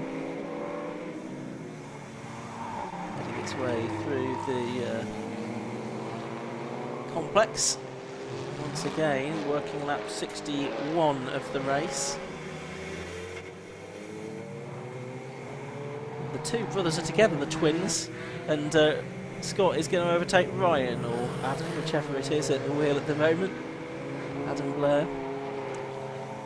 But the two Darkside development cars were together briefly. The 12 car is still there in 14th position. It is now down to 4th place within Class B, because Christopher Plaskett has been going well, and Chris Freeman have both gone ahead. Christopher Plaskett in the number 91 car. And the Audi's just been gobbled up by the Hutchison and Co.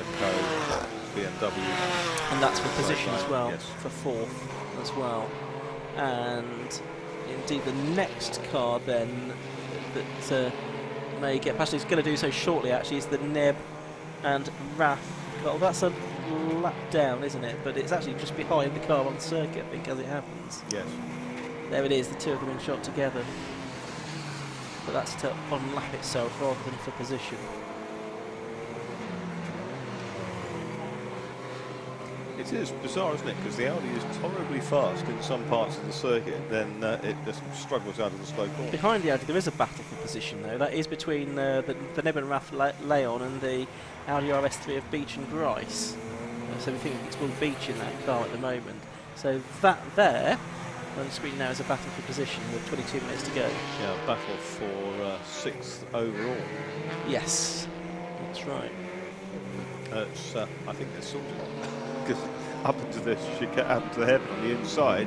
Beach and Bryce and the Audi have got through. Yeah, they have. Past Nib and Andrew Rath. And also past the Audi TT as well, which is really limping around now. Well, I suppose they will just try and get it home for points. Will be all important at the end of the season. Right, Scott Park is also limping his car around as well. Class B.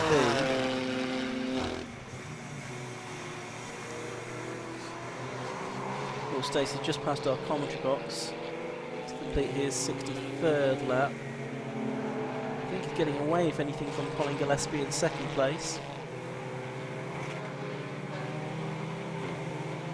And then it's Carl Swift that's going to be in 3rd position. Just heading through the complex now behind us. We're watching that 92 car, the Nib and Rath Seattle TCR.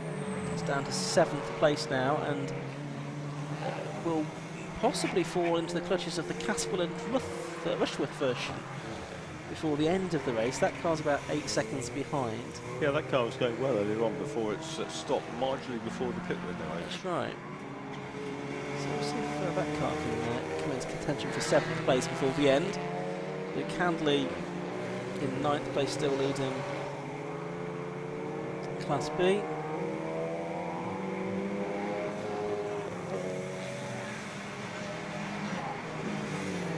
Oh, and off the road has gone the 188 car of Graham Kelly. He's also had 15 seconds worth of time penalties in this race. Off the circuit, he's gone again, I'm afraid.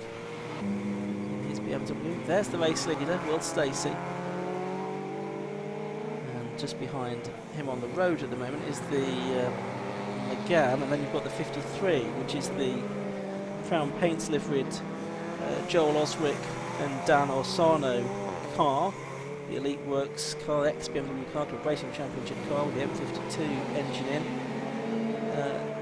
Joel, one of the drivers, is 19, race technician, 2nd season of racing.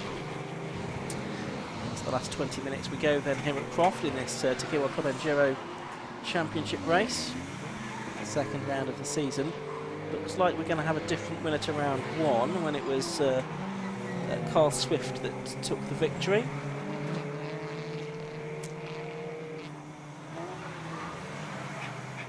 He's 40 seconds behind, just under 40 seconds behind the leader, Will Stacey, at the moment. And up into 10th is the Browse and Browse Stowmarket Class BMW, the bright green one.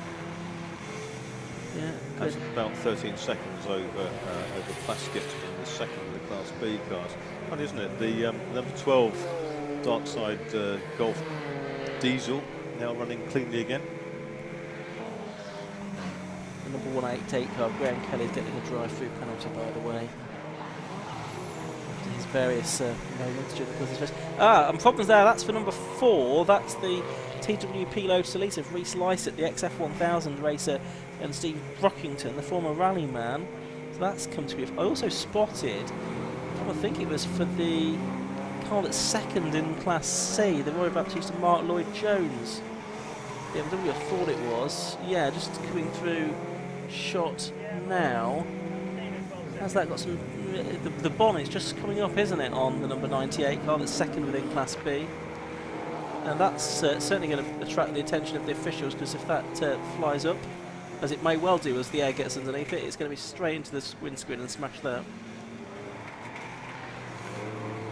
I imagine it's just not been fixed down properly. Or if, the clips pinned out. Yeah. Oh, and there's a problem. That's one of the tyre stacks having gone for a burst after a collision with the 881 car, the Lewis Rose and Aaron Rose Honda Civic from Class B. You can see that's quite heavily damaged where it's collected that tyre stack. Very, it's looked like it's landed on the bonnet, doesn't it? The tyre stack there, so possibly it's flicked up by another car, maybe? Or maybe not. We didn't see the start of that incident, but that car is now in a ropey position, sort of at the 2nd part of Clairvaux. Double wave yellow is currently covering that. There's a big sign going out there as well. drive-through penalty Yeah. for somebody. Yeah, that's the Graham Kelly penalty. That's the 98 car being passed by 51, which is Luke Handley, the Class B leading Golf, ahead of the second place in Class C BMW.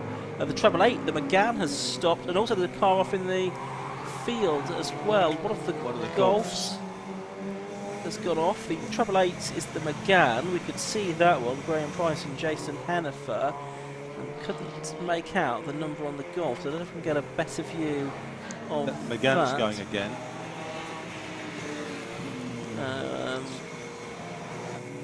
Dark blue and striped Golf. Perhaps we can get our camera to zoom in on that. There's the Rose car. Well, the driver's still in it at the moment. It's safer to remain in it than Possibly so. running away.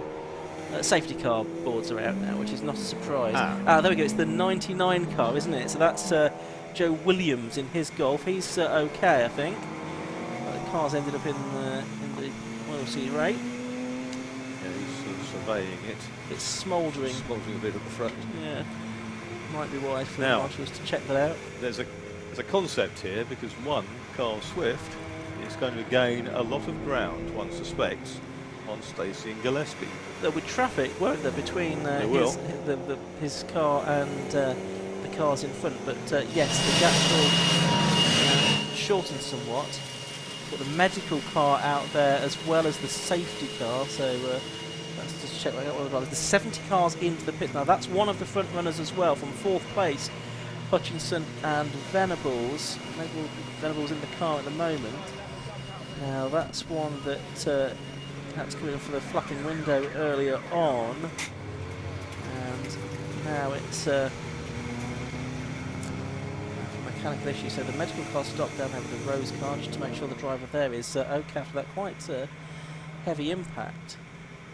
By the looks of it, with the tyre stack there that marks the corners at Clairvaux. So the safety car's picked up the Mini, which is the Jones Mini, isn't it? That's well down the field. Yeah, 29th position for the Class C Mini Cooper S.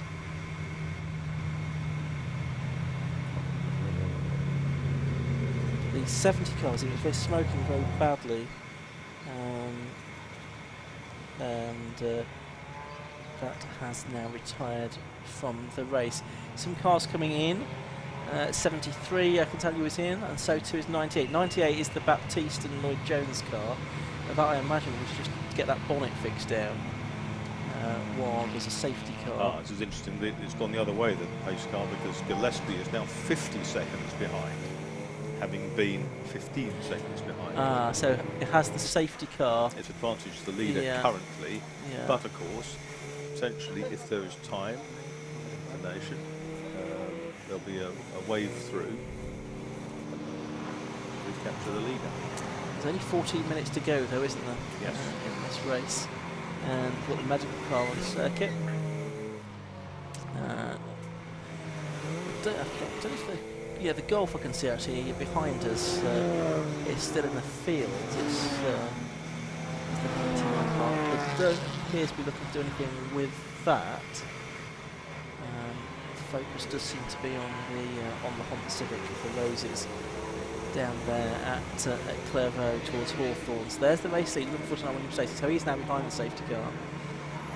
So the safety car has got the lead, so that's worked out okay. So the leader is on 60, lap 68, isn't he? Yeah, that's right. As is the pursuer. Swift is 7 seconds behind Gillespie. Well, one of the problems here is is that actually Swift that's leading that group down there at Clairvaux. But there's a big gap, isn't there, between the chunk of them behind the safety car and then the next car.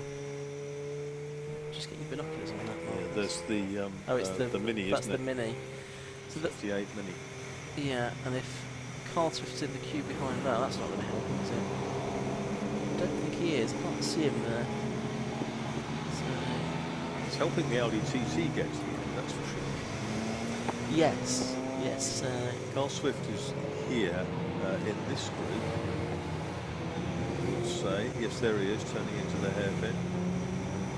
And this is when we'll see everything wind out, won't we? Lap 68, because there is the leader, there is P2, behind him in the lineup. We've got a race now between some tractors and some JCBs and a flatbed. Yes, it's with 12 minutes left on the clock. I suppose they... Yes, it's down to 1.07 seconds between 1 and 2. Yeah, and 7.8 between 1 and 3. So, if we can get this cleared up and out of harm's way,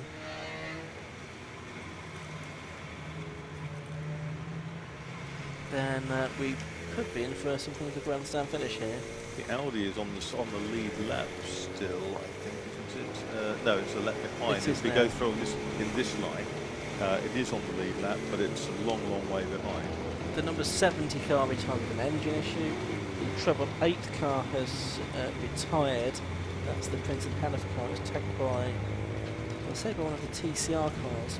But by the Golf. That's not a TCR car, no, but it kind of looks like one. So they might have thought.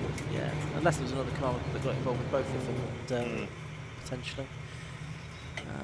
But anyway, that's why that car was out of the race, sadly. Grice are now 5th, aren't they? They are. But they are a lap behind, yes. Yeah. Yeah, so the 11th car is still on the lead lap, isn't it? But 52 seconds behind at present. This is sort of second group. Liv and Rath are right behind Rich. A will to try and get this race back underway. They're absolutely right behind, and Caswell and Rushworth are right behind them. Yep. So potentially you're going to have a battle for first and a battle for fifth. For fifth, absolutely. In this, whatever time we have, Luke the race gets back underway. Still leads B, doesn't he? He's on 56 laps. Yeah, he's now 7 seconds clear of Christopher Plaskett in another VW Motorsport Golf GTIs. With the Browse BMW between them. Yeah. And Chris Friedman is third of the Class B cars. They are now going to hook up the number 99 car, which is the Joe Williams car, Williams race team, the Volkswagen Golf, in his first season of racing ex-Auto Grasser. And this is the ex-Beach and Grice car that's been fully rebuilt. That's the Rose Civic, the ex-Civic Cup car, which is now looking very second-hand indeed. So prepared by Aaron Rose. He'll have some work to do, or Lewis Rose should say, he'll have some work to do to get that back out again. Back on a jig, won't he? Or a reshell. Yeah. It's taken a big whack by the A-pillar. That's right. On the passenger side. Yeah. That's the back description, isn't it? Those three cars together. That's right. So you can save the TT in that it's a lap ahead of anyone else.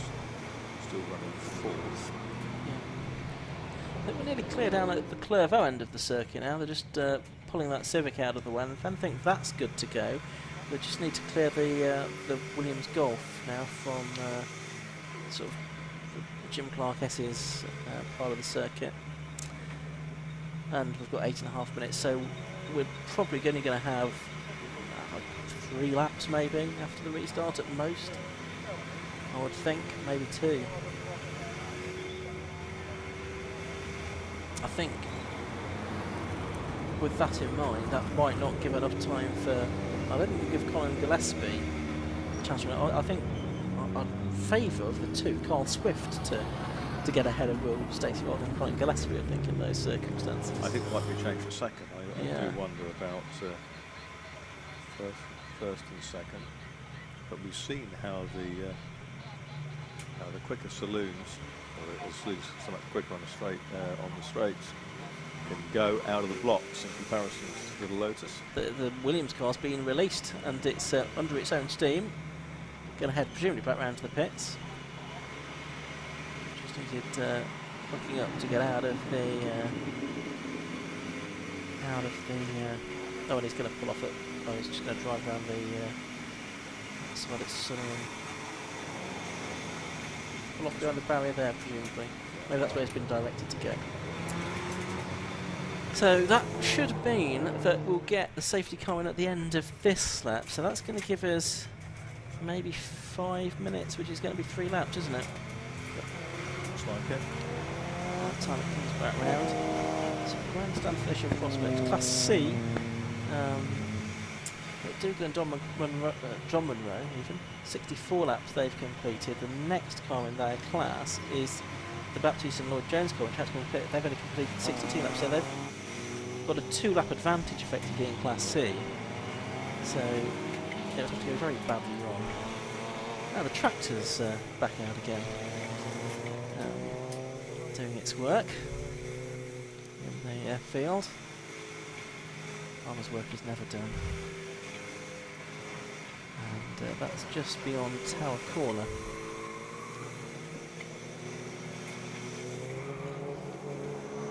6 and 40 minutes to go.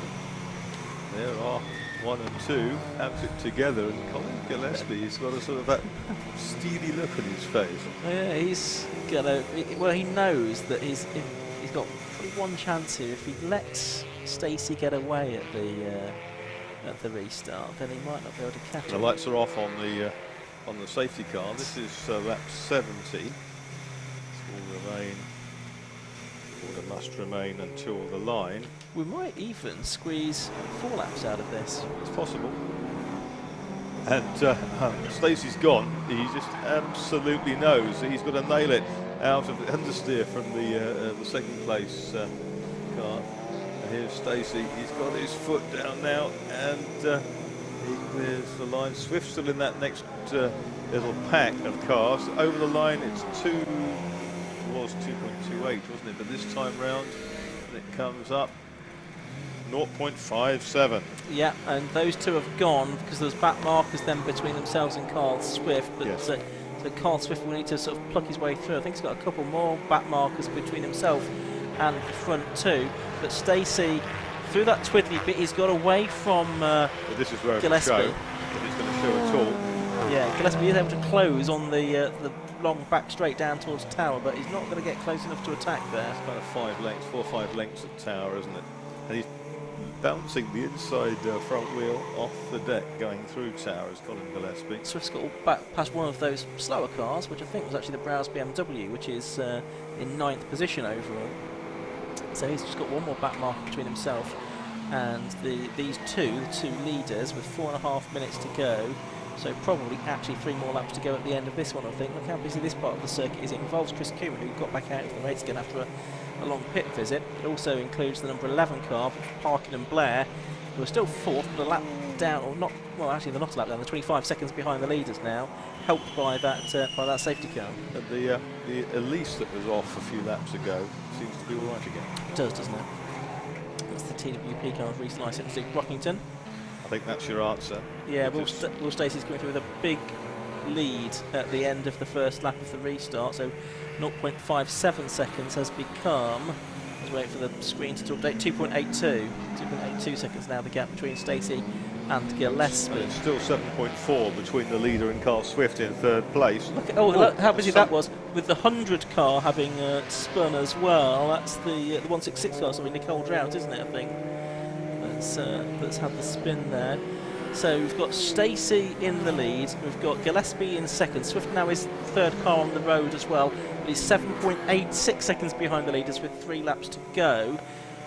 5th looked pretty spicy as well, didn't it? And that's actually among these cars now. And the nib car is going back, isn't it? It's going back. There's a touch there between the two sets, one sensors, but that's a change of position. Number 2, which is Caswell and Rushworth, coming back past Nib and Raff. They're into 6th place now.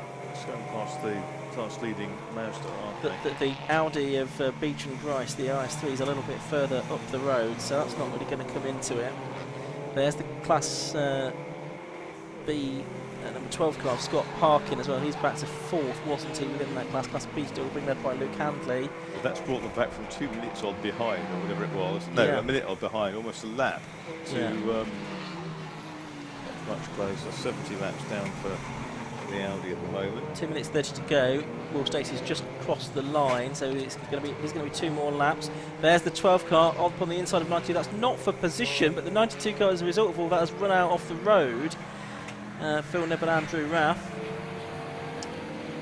So still in 7th place, I think, because they've got a lap in, a minute plus in hand on anybody else.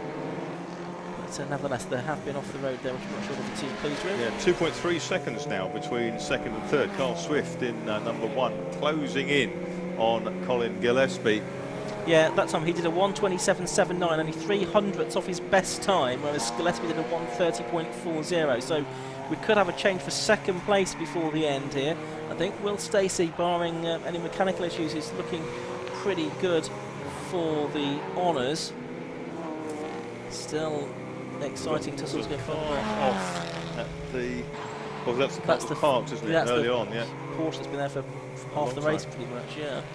There's someone over the top of the barrier. Yeah, so we're going to see, I think, that's the set battle for second and third on screen now, because Carl Swift is right with Colin Gillespie as they come into the complex. They are almost overlapping there. Can Carl Swift thread up the inside? He tries to do that, takes a lot of the curb in doing so. Still right there with Colin Gillespie to the right-hand side at the hairpin. He'll try and get the tighter line on the exit of the corner and then power past. No, he's actually going on the outside and he's all over the grass, Carl Swift, on the exit of the hairpin. And he gets back onto the circuit. And this is the last lap now. The last lap board has gone out to Will Stacey in the lead of this race. He's more than 5 seconds clear now, but second place still to be decided. They're down at Clervaux, and it's still anyone's race. This is tremendous. What a climax this is to the Tegua Club Enduro. There's Stacey well out in front now. See if we can pick up the battle for second. That's heading down towards Tower Corner. There they Still are. as it was. Yep. And Swift trying a different line here again, trying to get the tighter line on the exit. But Gillespie able to hold on. Half a lap to go. Yeah, Gillespie doesn't look like he's going to be a pushover, does he? There's some more cars ahead of them. Round the outside comes Carl Swift. Looks, tucks back in. They go past a lap car. Down into Sunny. Gillespie just wants to kind of hog the centre of the track. He's going to hold on to the second place. He's not going to catch the Lotus. He's not. Will Stacey it is that's already at the hairpin, a good few seconds ahead of these two. There is Gillespie. There is Swift. It's all going to be about the run to the line. But Will Stacey comes through and takes the checkered flag to win round 2 of the Tegua Club Enduro Championship of 2022. It is going to be number 15, Colin Gillespie, in second place. Number 1, Carl Swift takes third position. And then we are going to see in fourth place the Audi, I think, of Parkin and Blair. That's a little way back though, 41 seconds back. In the meantime, we've got our Class B winner over the line, I think, to take the checkered flag in number 51, Luke Handley. So he's taken the Class B victory from Christopher Plackett in second place within Class B and Chris Freeman in third. Up to the line comes the Audi now to... Oh, and it's slow out of there. But again, the number 11 Audi is still going to come through to take fourth position. Unfortunately, our screen's frozen. I don't know if it's frozen for anyone else that's watching the stream at the moment. Still on the lead lap, just. The Audi in fourth place. Stays on the lead lap.